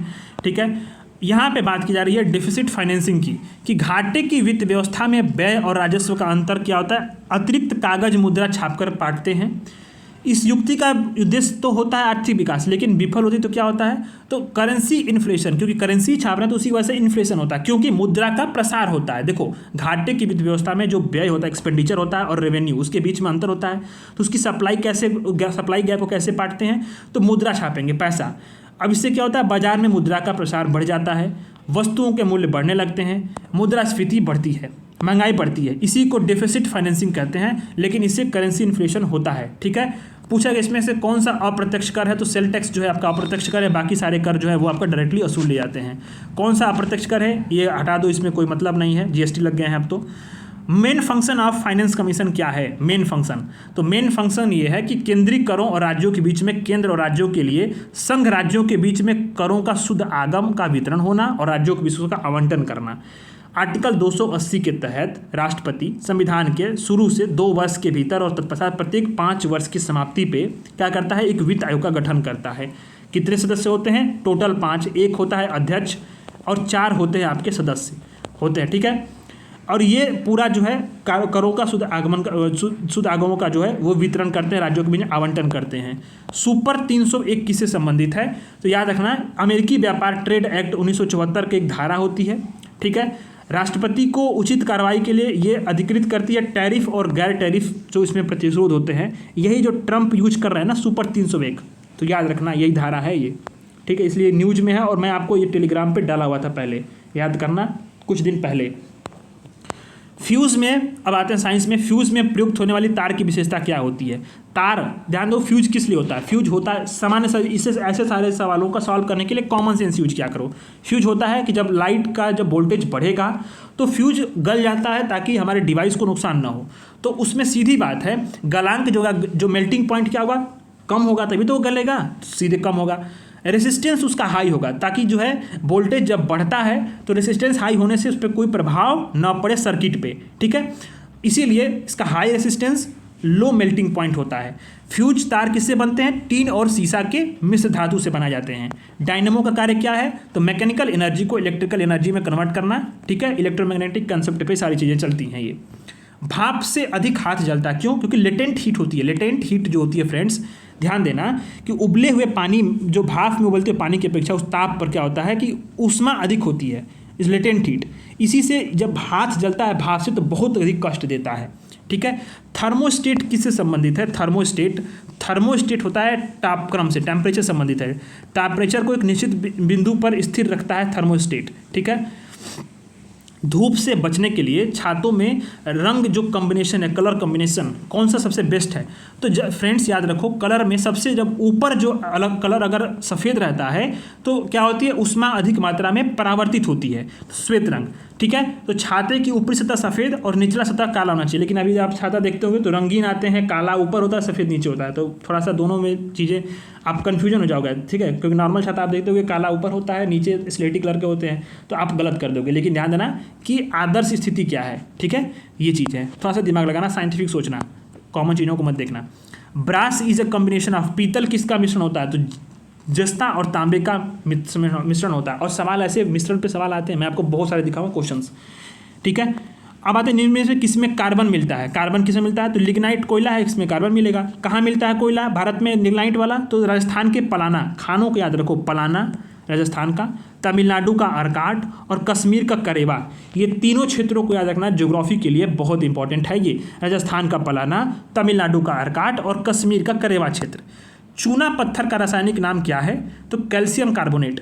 कैल्शियम कार्बोनेट चूना पत्थर का रासायनिक नाम है। इस्तेमाल क्या होता है? सीमेंट बनाने में, कपड़ा धोने में, साबुन बनाने में, दंत मंजन करने में, मूर्तियाँ बनाने में। क्या नाम है चूना पत्थर का रासायनिक नाम? Calcium carbonate, CaCO3। ठीक है। वायुमंडल में सबसे अधिक गैस का परसेंटेज किसका है? तो नाइट्रोजन का है 78%। ठीक है। ऑक्सीजन 21%, आर्गन 0.93%, याद रखना तीसरा वाला, और CO2 0.036%। उसके बाद फिर नियॉन है। ठीक है। तो नाइट्रोजन सबसे पहले, फिर ऑक्सीजन O2 और फिर आर्गन आता है और फिर CO2 आता है। इस क्रम को भी याद रखना आपको। जल में कौन सा आसानी से घुलनशील होता है? तो अमोनिया जो होता है वो जल में काफ़ी आसानी से घुलनशील होता है, क्योंकि जो गैसें, ये गैसें होती हैं जो जिसमें उपस्थित हाइड्रोजन परमाणु जो होते हैं वो जल के अणुओं के साथ जो होते हैं वो बॉन्ड बना लेते हैं। ठीक है। जो हाइड्रोजन जो पानी में होता है, ठीक है, इसीलिए जल में अधिक ये घुलनशील होती हैं। ठीक है। अब जब अमोनिया गैस मिलती है तो अमोनियम हाइड्रोक्साइड बनाती है। ठीक है। Source of vitamin D. Vitamin D का सोर्स क्या है? तो सूर्य किरणें जो होती हैं वो, उनसे हमारी विटामिन डी मिलती है। ठीक है। Cause of ads. एड्स किससे होता है? तो एड्स होता है वायरस से होता है। ठीक है। ह्यूमन इम्यूनोडिफिशियंसी वायरस इसका फुल फॉर्म है, HIV का। ठीक है। HIV के विषाणु से संक्रमित होने में फैलता है। Insulin is a type of insulin. क्या है? इंसुलिन एक हार्मोन होता है जिसका स्राव कहाँ से होता है? पैनक्रियाज स्थित लैंगरहैंस की बीटा सेल्स के द्वारा होता है। बहुत इंपॉर्टेंट है, एक हार्मोन है। इसका स्राव कहाँ से होता है? पैनक्रियाज स्थित लैंगरहैंस की बीटा सेल्स के द्वारा। ठीक है। इसकी शरीर में कमी से शर्करा की मात्रा बढ़ जाती है, डायबिटीज रोग हो जाता है। ब्रेन की बीमारी को कौन पहचानता है? याद रखना फ्रेंड्स, बहुत इंपॉर्टेंट है। ये सवाल अभी हाल फिलहाल के 5-6 वर्षों में पूछे गए हैं, रिपीटेड चीज़ें हैं ये। ब्रेन की बीमारी को EEG यानी इलेक्ट्रोइंसोफेलोग्राफी के थ्रू मापा जाता है। EEG याद रखना। ठीक है। ECG क्या होता है? ECG से हृदय की जांच होती है। EMG से क्या होती है? मांसपेशियों की जांच की जाती है। यानी EMG से क्या होता है? मांसपेशी, मस्कुलर्स। ECG से हार्ट का, और EEG इलेक्ट्रोइंसोफेलोग्राफी से क्या होता है? मस्तिष्क की बीमारी को मापते हैं। मनुष्य का औसत रक्तचाप क्या होता है? तो 120-180 होता है, जो ब्लड प्रेशर होता है। 2 अवस्था होती है, पहले को सिस्टोल प्रेशर बोलते हैं जब संकुचन में हृदय रहता है, जब संकुचन रहता है। दूसरे को डायस्टोल बोलते हैं जब शिथिल नॉर्मल होता है। ठीक है। तो सिस्टोल की अवस्था में कितना दबाव होगा? 120 होगा। डायस्टोल में कितना होगा? 80 होगा। ठीक है। तो 120-80 हम आपका आदर्श यह ब्लड प्रेशर होता है। Main function of white blood cells क्या है इसका? तो टू डेवलप इम्यूनिटी, रोग प्रतिरोधक क्षमता को डेवलप करना इसका मेन फंक्शन होता है। ठीक है। Meaning of computer virus is malicious program, यानी कि ऐसे जो प्रोग्राम्स होते हैं जो कंप्यूटर में जानकारियां आपकी जो है वो कहीं ना कहीं विनाशकारी कोड से जो है उसको ले लेते हैं। भारत में इंडिजीनियस टैंक कौन सी है? तो अर्जुन टैंक है। भारत हैवी इलेक्ट्रिक लिमिटेड बनाया। क्रायोजेनिक इंजन क्या होता है? याद रखना फ्रेंड्स, क्रायोजेनिक इंजन कि क्रायोजेनिक कम तापमान पे, क्रायोजेनिक तापमान को क्रायोजेनिक बोलते हैं, लो टेम्परेचर को। वैज्ञानिक दृष्टि से देखें, साइंटिफिक एंगल से, तो 0 से 150 डिग्री सेल्सियस से नीचे का टेम्परेचर को क्रायोजेनिक टेम्परेचर बोलते हैं। ठीक है। और इसके अंतर्गत उपग्रह प्रक्षेपण याग में द्रव्य है H2 -253 डिग्री सेल्सियस, और द्रव्य O2 जो है -180 डिग्री सेल्सियस का इस्तेमाल होता है, और रॉकेट को बहुत अधिक पावर देता है ये। ठीक है। Heavy water is a type of, क्या है? हैवी वाटर एक शीतलक है, कूलेंट है। ध्यान देना, भारत में जो परमाणु परियोजना होती है उसमें हैवी वाटर की बहुत भूमिका होती है, हाई प्रेशर वाले जो रिएक्टर होते हैं उसमें। ठीक है। तो ये कंट्रोलर और शीतलक यानी कूलेंट के तौर पर यहाँ पे इस्तेमाल किया जाता है। इसमें करंट अफेयर पूछा गया है, कोई काम का नहीं है। ठीक है। बात आती है इसमें मिसलेनियस सवालों पे। तो कौन सबसे अधिक ऊंचे स्थान पे बसा है? तो लहासा सबसे अधिक ऊंचाई पे है। इसमें ध्यान देना, इसमें जो सबसे इंपॉर्टेंट है। हेलेंसिंकी किस देश की राजधानी है? तो हेलेंसिंकी फिनलैंड की राजधानी है। डेनमार्क की राजधानी कोपेनहेगन है। नॉर्वे की राजधानी ओस्लो है। स्वीडन की राजधानी कहाँ पे? स्टॉकहोम है। ठीक है। स्टॉकहोम है। जुरासिक पार्क क्या है? उच्च तकनीकी फिल्म है, उस बनी थी। उल्फा किससे है? समझते हैं तो असम से हैं। मालगुडी डेज किसने लिखा था? तो मालगुडी डेज R.K. नारायण की है। ठीक है। यहाँ पे मुल्कराज आनंद की किताब है, बहुत अच्छी किताब है, कूली। याद रखना, सवाल पूछा जाता है, कूली किताब मुल्कराज आनंद की है। ठीक है। अब आती है नेशनल हेल्थ पॉलिसी कब हमारी लॉन्च हुई थी। नेशनल हेल्थ पॉलिसी 1983 में लॉन्च हुई थी। वर्तमान में हमारी जो पॉलिसी कौन सी लॉन्च की गई है, 2017 वाली लॉन्च की गई, जो मोदी सरकार ने लॉन्च की थी। ठीक है। नेशनल चाइल्ड फंड की स्थापना कब की गई थी, तो 1979 के दौरान की गई थी। ठीक है। 1974 में घोषित राष्ट्रीय बाल नीति के तहत जो है इसका पूरा घोषणा किया गया था। मेन सेंटर ऑफ ईसीएम तो बहुत इंपॉर्टेंट नहीं है इसमें, ईसीएम छोड़ो, ये पूरा आउटडेटेड सवाल है। कौन सा करेक्टली मैच है, ठीक है, तो हरिप्रसाद चौरसिया बांसुरी बजाते हैं। मैंने आपको पिछले क्लास में बताया था, पिछली बार 1992 वाला जो पेपर अभी ऊपर मैं करा रहा था तो बताया था कि बांसुरी के समझते हैं बिस्मिल्लाह खान शहनाई वादक, जाकिर हुसैन तबला वादक, अल्लाह रखा खान पंजाब वादक, पखावज वादक हैं, आपको याद रखना है। 28 फरवरी को विज्ञान दिवस मनाते हैं। रमन इफेक्ट उसी दिन प्रकाश में आया था। चंद्रशेखर रमन का जो है यहाँ पे याद रखना है, उसी दिन का जन्म हुआ था। ठीक है। सरदार सरोवर जन्म नहीं हुआ था उसी दिन 28 फरवरी को ही रमन प्रभाव प्रकाश में आया था, मतलब रमन प्रभाव जो उन्होंने दिया था, जन्म नहीं हुआ था। ठीक है, कर दिए, थोड़ा सा गलत बुला गया मुझसे। सरदार सरोवर से सबसे लाभ किसको मिलता है, तो गुजरात को मिलता है। ठीक है, महाराष्ट्र को मिलता है, एमपी, और इसमें सबसे अधिक लाभ गुजरात को, फिर महाराष्ट्र को, फिर एमपी को मिलता है। ठीक है, याद रखना। सबसे अधिक नुकसान किसको होता है, एमपी को होता है ये पूरा। और उस वक्त न्यूज़ में था क्योंकि सरदार सरोवर डैम का बहुत अधिक प्रोटेस्ट चल रहा था। ठीक है, मेगा पाटेकर वगैरह जो थी एक्टिविस्ट जी थी वो उस वक्त जो है यहाँ पे काफ़ी एक्टिव थी, तो इसलिए वो खबरों में पूछा गया है। महात्मा गांधी सेतु सबको पता है, बिहार का है। ऑपरेशन ब्लैक बोर्ड, ये सवाल रिपीटेड सवाल आया है बाद में चल करके।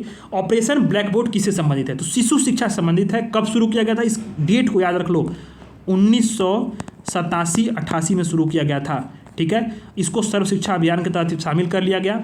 ठीक है, तो ऑपरेशन ब्लैक बोर्ड। अब इसी के बाद ऑपरेशन कायाकल्प याद रखना आपको।